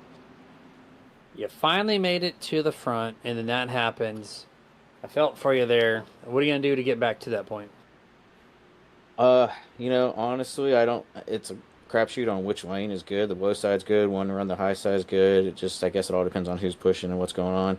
I think I'm just going to find holes and kind of make my way through, to be honest with you. I hate doing that if I got to force it, but I think that's the only way to really pass around here, so. All right, man. We'll bring you back down to the channel. Good luck to you. See what you can't do to put yourself back into the top 10 and maybe even top 5. Yes, sir. All right, man. All right. All right. Caffeine team member Kenny Bishop here. Quoting Ricky Bobby. Yep, That's I'm right. flying through the air. Oh, love it. Green flag flies. Jeff Crosby Jr. leading the way. Alex Green on the top side. Your pushers are Rick Sanchez and Les Levy on the outside. Sanchez is on the inside. And Jeremy, this is going to be ever vitally important. 12 laps to go. A lot of these drivers have already burnt through their fast repair. which means if they have any type of damage, it is going to put them out of contention. But we do know there's a number of drivers that still have their fast repair. Les Levy hard into the outside wall. One truck, we stay green flag. He stays to the outside to stay clear of all the other drivers here. His fender continues to fall off and back on the truck. That's kind of wild. Interesting. Kind of, yeah. The physics on that one, just remarkable from that right front fender. And us to kind of have a little bit of fun here as we're watching them go down the front straightaway, 11 laps left. Underneath that caution, I went to the iRacing forum just for you, and I asked a forum chat of can we have 8-hole super speedway and who's interested. So we'll see who gets the replies. My man, see, I'm telling you, you always got my back. You know, I never thought about going there and posting that, but Jeremy, you always got my back, and I love it. I'd love to see it. I think it'd be fun. Give us another super speedway, especially for leagues just like OP. You know, 3 of their leagues, that's what they run is super speedways. You know, we live, eat, and breathe super speedways over here at OP. So, but the racing is getting heavy, Jeremy. 11 laps to go. That high line is starting to get moving, and no surprise, the 88 of Gabe Butler is leading that high side. And wouldn't you know it, Jeremy, look who is pushing him. None other than the 04 of Mark Mann, your 2-time winner so far this season. Oh, Harold Rothery, hard into the inside wall. Staying green, no spin out. Twice now we've seen a truck heading to the wall, this time on the inside. 06 is going to be out of race contention with that one, and that's probably a second or third wreck. Oh, we got another wreck into the back straightaway. Oh, man, Hunter Reynolds just cleaned Alex Green on that one. Holy moly, what just transpired, Jeremy? We got to do a Nerd TV VHS rewind on this, because this started on corner exit. And it just, bump. I don't know. Which is weird. It was that bump transition. Yeah, it was that bump transition. So if we back it up, you're going to see these trucks go over that bump transition you were talking about coming out of corner exit. So if you watch both Mark Mann and Alex Green right there's that transition. It got him loose. He tried to correct. Sent him into the outside wall. He kept it as high as he could, but it started drifting down because his steering's broke. Hunter Reynolds thought he was going to keep coming down, so elected to try to go on the high side, but Alex Green was able to stop it, and at that time, Hunter Reynolds was already committed. There was nowhere to go.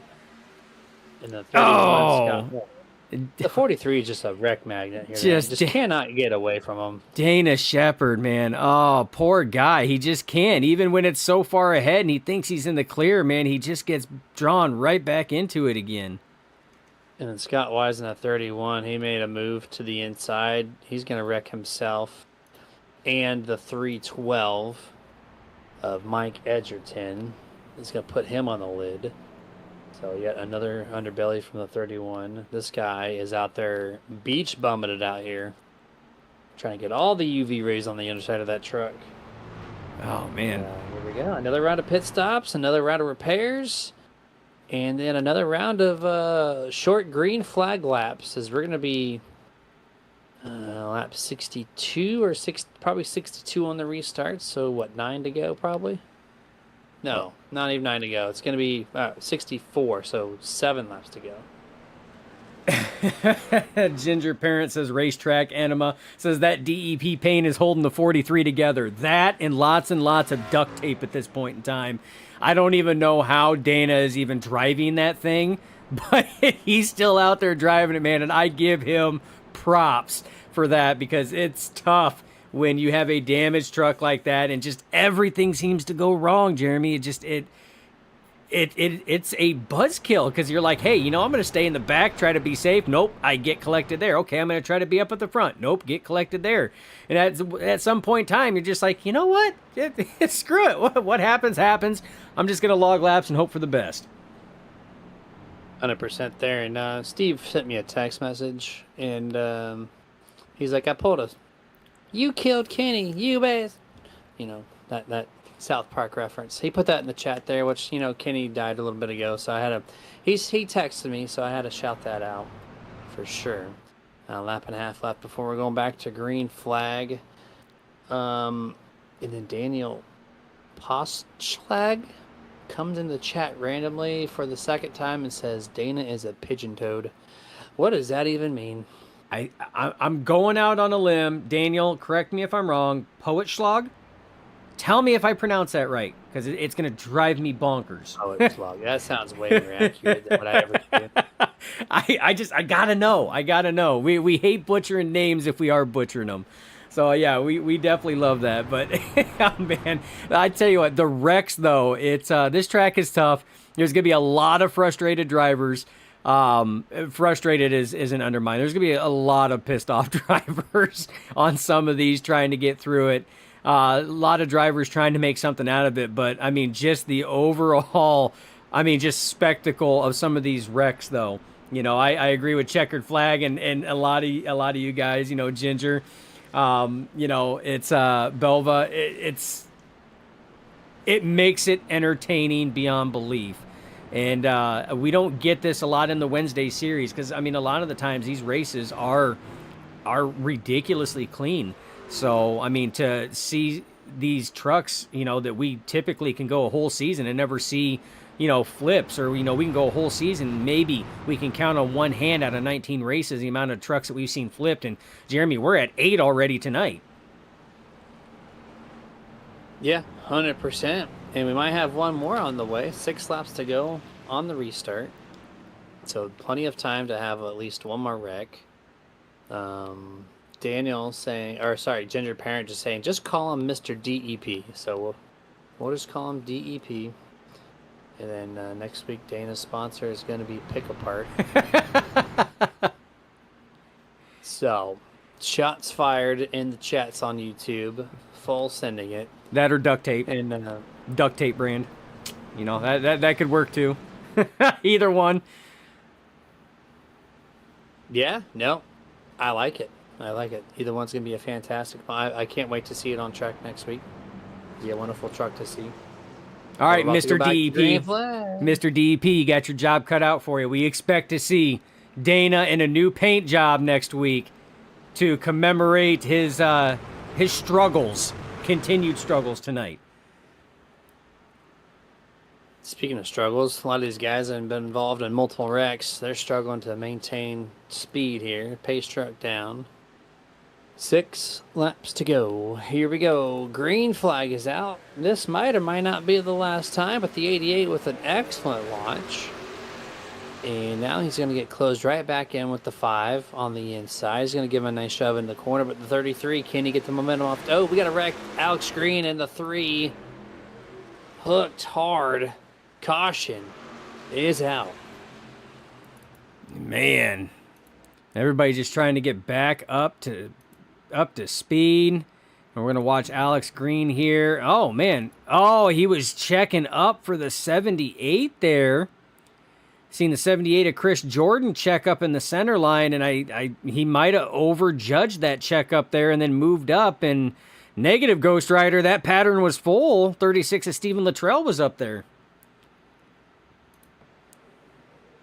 Yep, he came on the radio and said that was all me. Took responsibility real quick of that, and yeah, that was a weird call. I'm not seen that misread from the 3 in a while, but here we are. It's now, Dustin, going to bring us, I think, to either 3 laps to go or our first unofficial green-white checkered. Let's see if they advance this caution, because it's only involving this guy, which is currently in the Oakley visor cam. And that's that checkup right there. He's seen the 78 of Chris Jordan check up, and you can't see a lot of times. He had to make a split-second decision. He had a 50-50 shot. He could have pulled it low and got off, or tried to pull it high and didn't realize that it was completely taken decision a lot of times. And it's not easy. Sometimes you can come out smelling like roses on the decisions you make, thinking you're making the safe decision, and you do. And other times you can think you're making the safe decision, like poor Dana tonight, and it's just every decision's just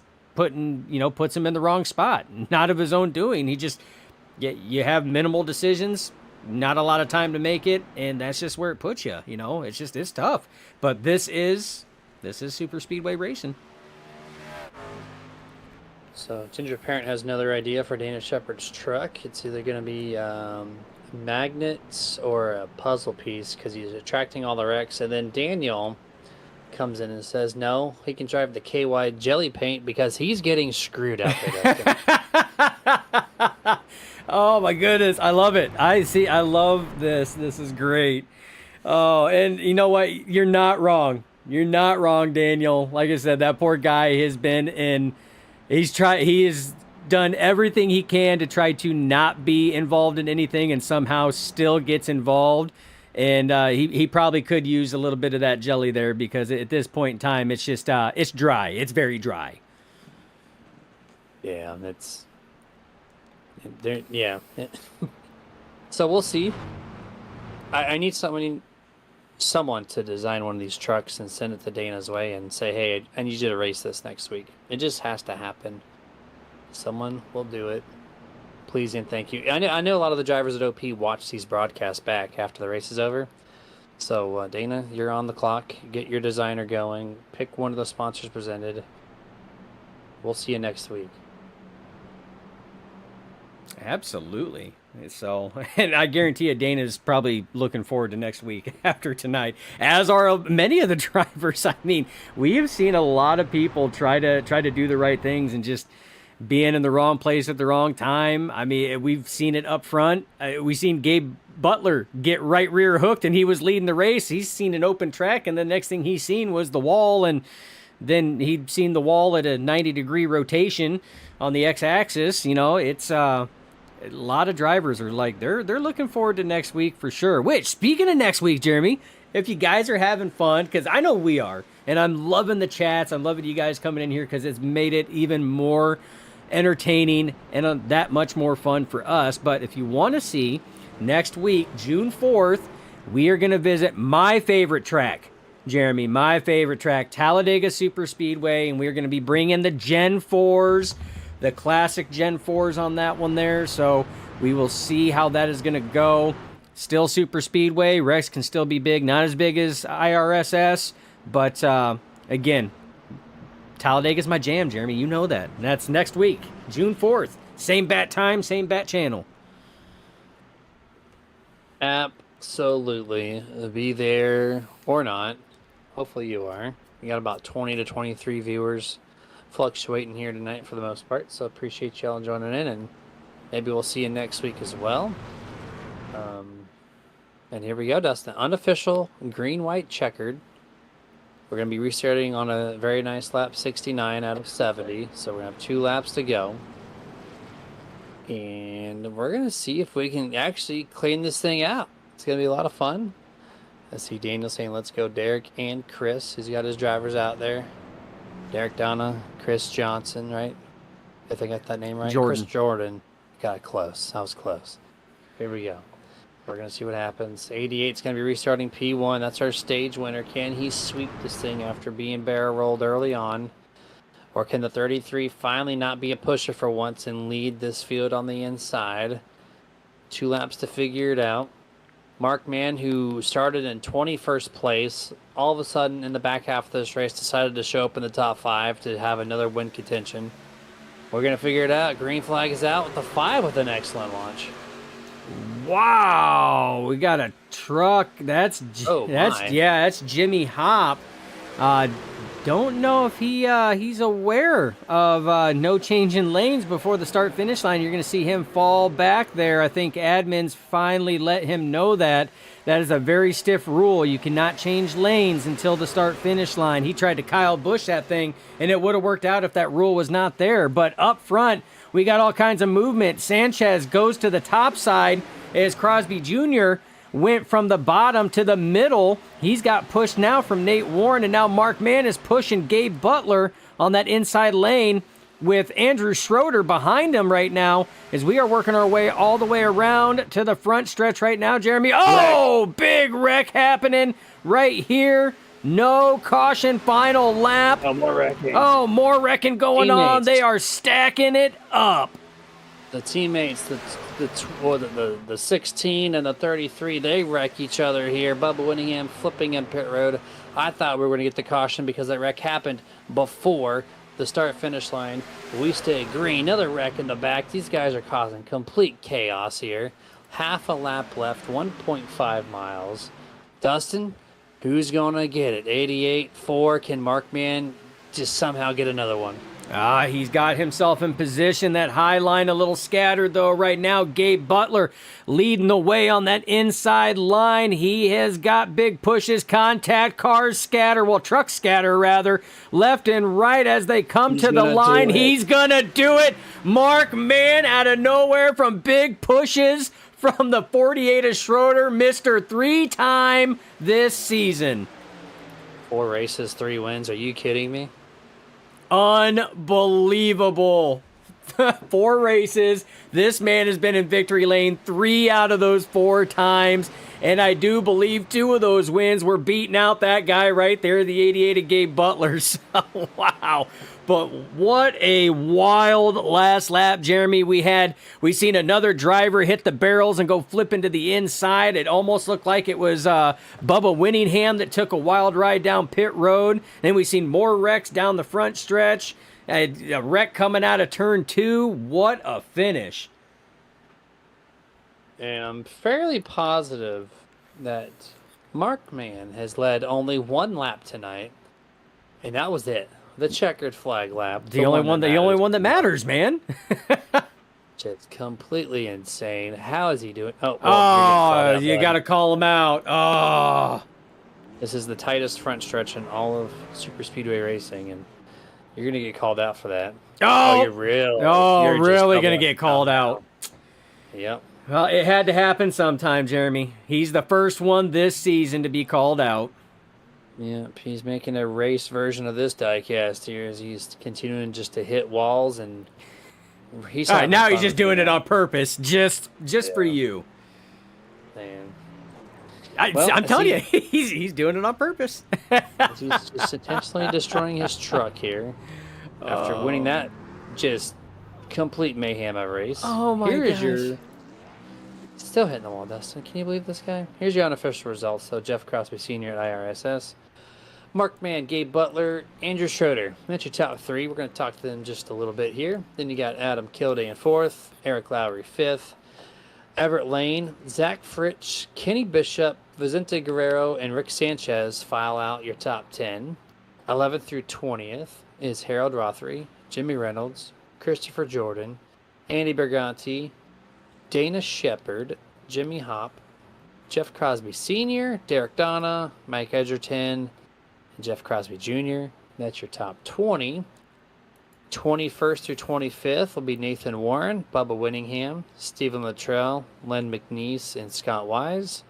26th through 30th is Alex Green, Hunter Reynolds, Les Levy, Gary Bergeron, and Sean McCara. And then the rest of the field is Sean Stevens, Douglas Johnson, Justin Coy, John Guerrero, and Ryan Decker, who actually had the fastest practice time, did not start this race, but he did join the session anyways and had practice time, so he does technically finish in that 35th spot. We're going full screen. We're going to gather our top 3, and we'll be right back.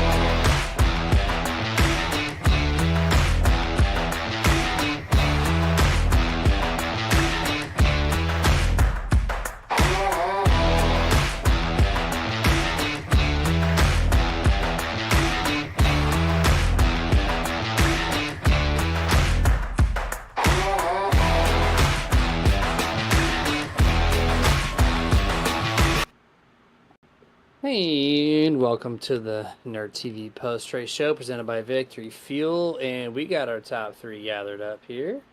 First and foremost, we're going to bring in our third place finisher, driver the number 48, Andrew Schroeder, P3, man. Job well done What's up, tonight. dude? What's going on, man? Thank you. Yes, sir. That was, You climbed from, you had no practice, no Nope. qualifying. Here you are Nope. in P3. How'd you do it? Oh, I had 0x up to that when we came right after we hit white. I don't know what happened behind me. I guess somebody got into the back of me. I made it through that whole race with 0x. So I'm a little aggravated, but it's all right. I'm not aggravated, but I'm like annoyed. But yeah, it's I don't know what happened there. They were killing each other. Just kind of stayed out of it. I don't know how I did it. There was some wrecks I should have been in that I got through. No idea. My man, in a league race where X's don't matter, is annoyed he got an Yeah. X finally on the last lap. Almost a perfect race. As much as I hate this track, I was like, if I could get a 0x on this and get like a top 5, I'm happy, so. Well, you got the top three, man. Yeah. So did you just not show up for the session in time? Like, what was the Oh, idea? no, I of had not getting to practice. just had some stuff going on, and I didn't know That's if I was fair. going to make it. So, yeah, it was real good. Push Mark. Love Mark. Yeah, so glad to see him win. I think, Gabe finished second. So, yeah, not bad. Well, good job for pushing Mark, Yeah. man, the guy who's now won 3 of the 4 races to victory here tonight. It's kind of how it is. I think I pushed Anthony to 1 or 2 for a couple other leagues. It's just, it's all right. Glad to see you won. I'll get one. Yeah, I mean, finishes like this, put yourself in position. Absolutely, you're up 29 spots, 28 Yeah, I think spots from your starting spot 31st or here. started, I think. Something Biggest like that. mover of the Yeah. race. Thank you, sir. Yeah. So, Great broadcast, guys. I kind of listen when I'm racing, so kind of kills the time. So thank you. yeah, Great man, job. appreciate that. Very, very good. Appreciate that. So close this thing out, man. Any shout outs you want to give out before we let you Just all the admins, OP, everybody does put all this together, and great to see Mark win another one, and I'm glad I could help. Felt very good to help Mark. So. Very cool, man. As he's continuing just to destroy the wall with this truck, we're gonna get you out of here. We'll catch you All right, guys. next week at Daytona with Gen 4. No, Gen 4. Talladega. Sorry. Talladega, Gen 4. That means you got to lift. Yeah. Guys don't like lifting in those things, but. All right, guys. Have a great night. You too, You my too. man. That was Schroeder, driver of the 48. Hates the First track. time he's been in the Nerd TV post-race podium, by the way. Yeah. He just, he's a very unscripted interview there. It's very, very refreshing to hear just like the raw emotion of he hates the track. He's upset that he got a top 3. Like, My man's like, if I could get a top 5 in a 0x, I'll be happy. And he has to get a 4x to get a top 3. And he's like, man, I'm just frustrated. I love Schroeder, man. That guy, he cracks me up. that was beautiful. Well said there. Now, we're going to bring in the 88 driver, Gabe Butler, P2 tonight. He probably led probably the most laps or close to it. Finished his runner-up tonight. Gabe Butler, congrats on P2. Well, thank you, fellas. Appreciate it. Yes, sir. We talked about you flipping over and getting back to the lead for stage. You almost swept the event here. What could you have done different on that last lap to, one up the guy who's stealing all the checker flags this season? Yeah, hell of a job by Mark, man. What's that, 2 or 3 in a row or something? I was just, yeah, I was slow blocking there. I should have got up and blocked them, but to me it looked like they weren't really lined up, and then all of a sudden they got in line and they just shot on passes, and it was too late by then. But that's okay. I mean, I don't want to get too greedy. I mean, I got some good stage points, won the stage, and got P2, so I'm perfectly happy with that.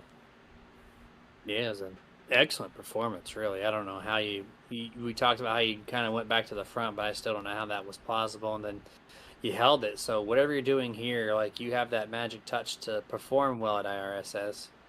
Does that take just a lot of practice time here, or is that something you just natural things that just occurred as the race progresses? I've raced this track quite a bit in other leagues too, so I'm pretty used to it. And it's one of those tracks that if you're not used to it, it's going to Yeah, I mean, you got to learn it. You can't miss the corner here. Um, the setup we have is pretty good, but if you miss a corner, doesn't matter what setup you have, you're going to wash up, and I think that catches people out. The speed of the corner. So I mean, I'm used to it. I know Eric and Everett are used to it, and a few of the other guys that we race with. So I mean, that's one of the big keys here with this thing is the speed, and don't miss your corner, or you're gonna die. We saw plenty of that tonight, so absolutely true.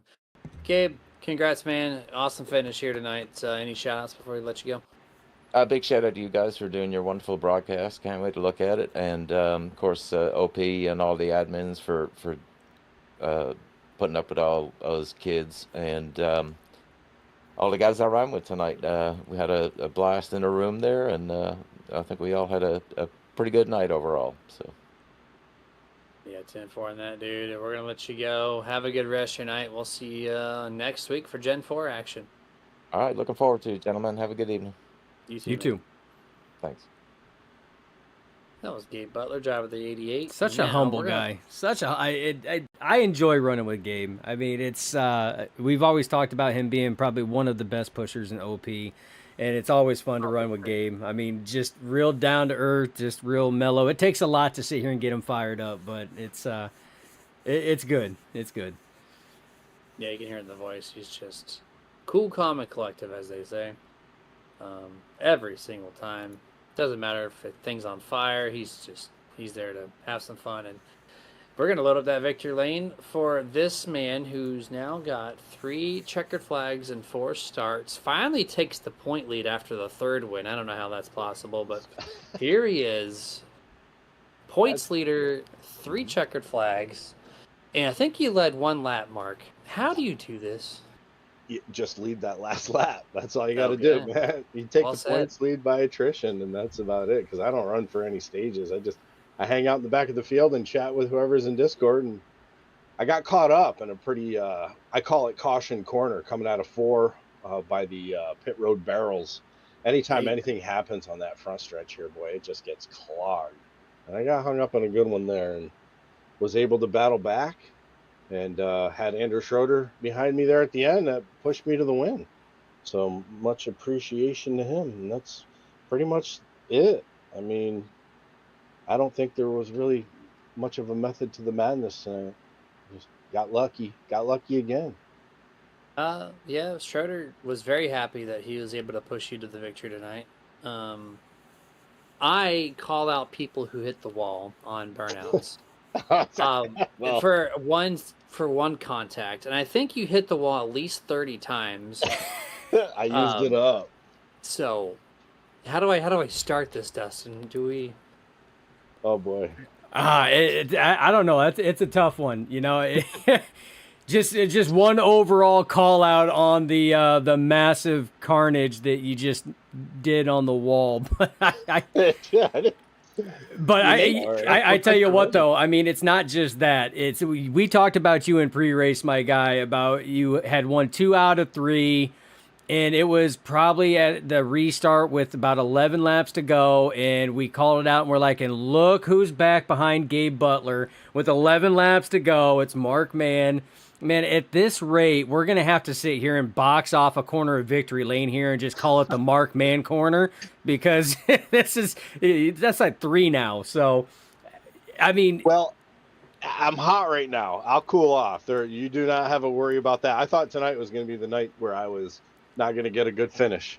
But, yeah, I'll definitely cool off here. Anthony English isn't here, and he was, like, red hot in all of these series. So maybe I'm just kind of carrying the mantle till he comes back. I don't know. I was about to say, did you steal some of his luck? Is that what's going on? I mean, man, we should all jump Anthony for some of his luck if it's going to produce wins like you're getting right now.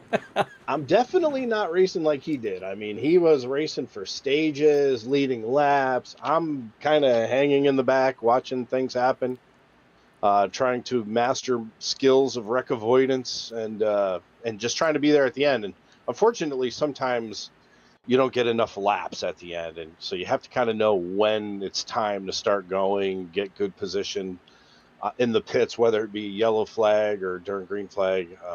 just got to put yourself in position to win these. If you're not in that top 5, these drivers are so good over here at racing super speedways. If you're not in that top 5 at the end, it's really hard to make up any positions.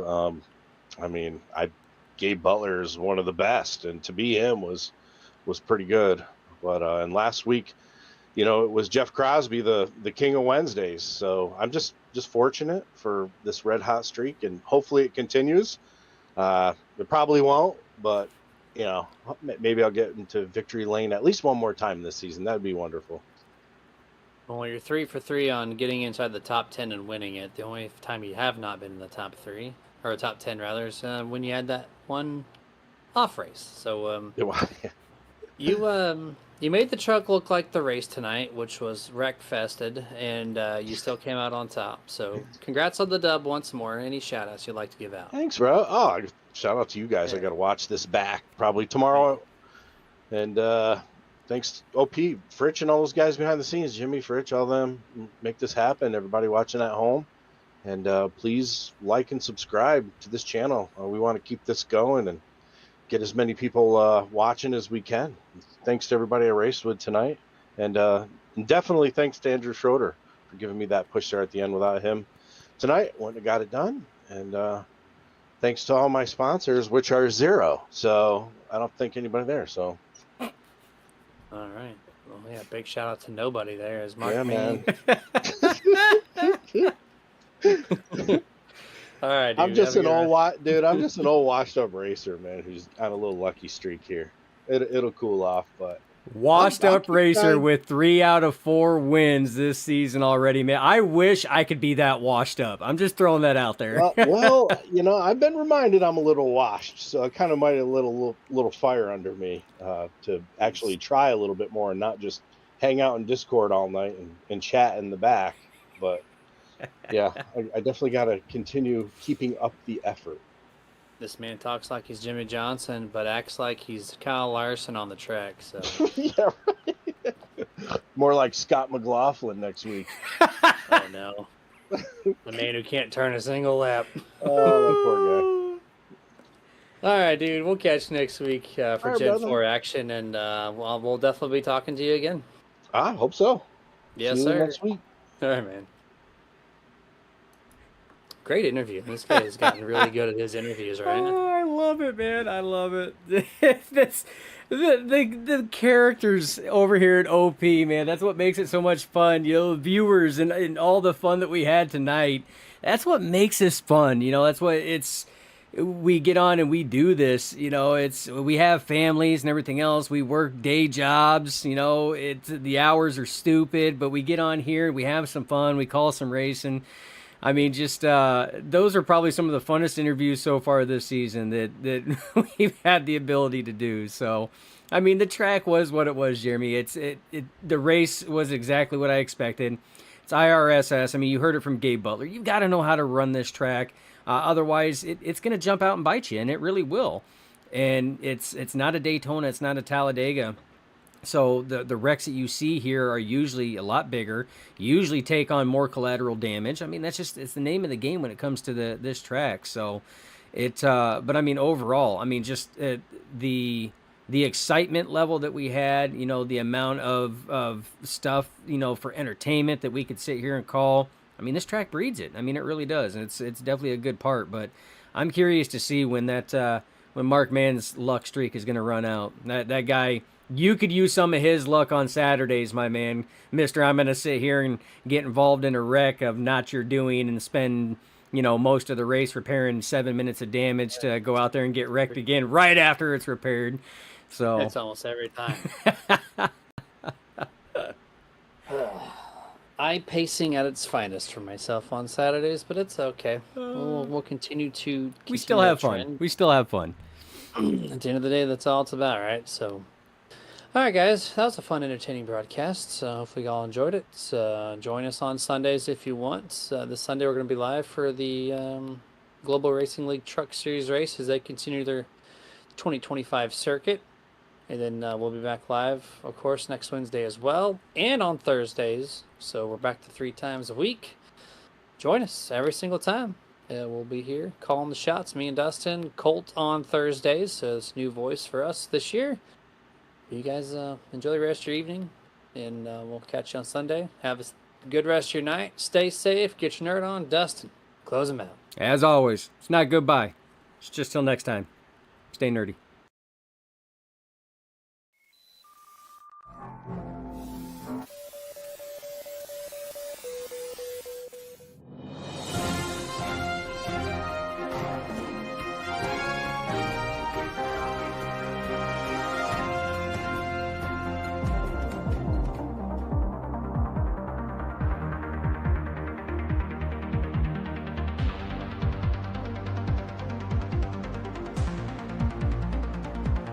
Back when nothing truly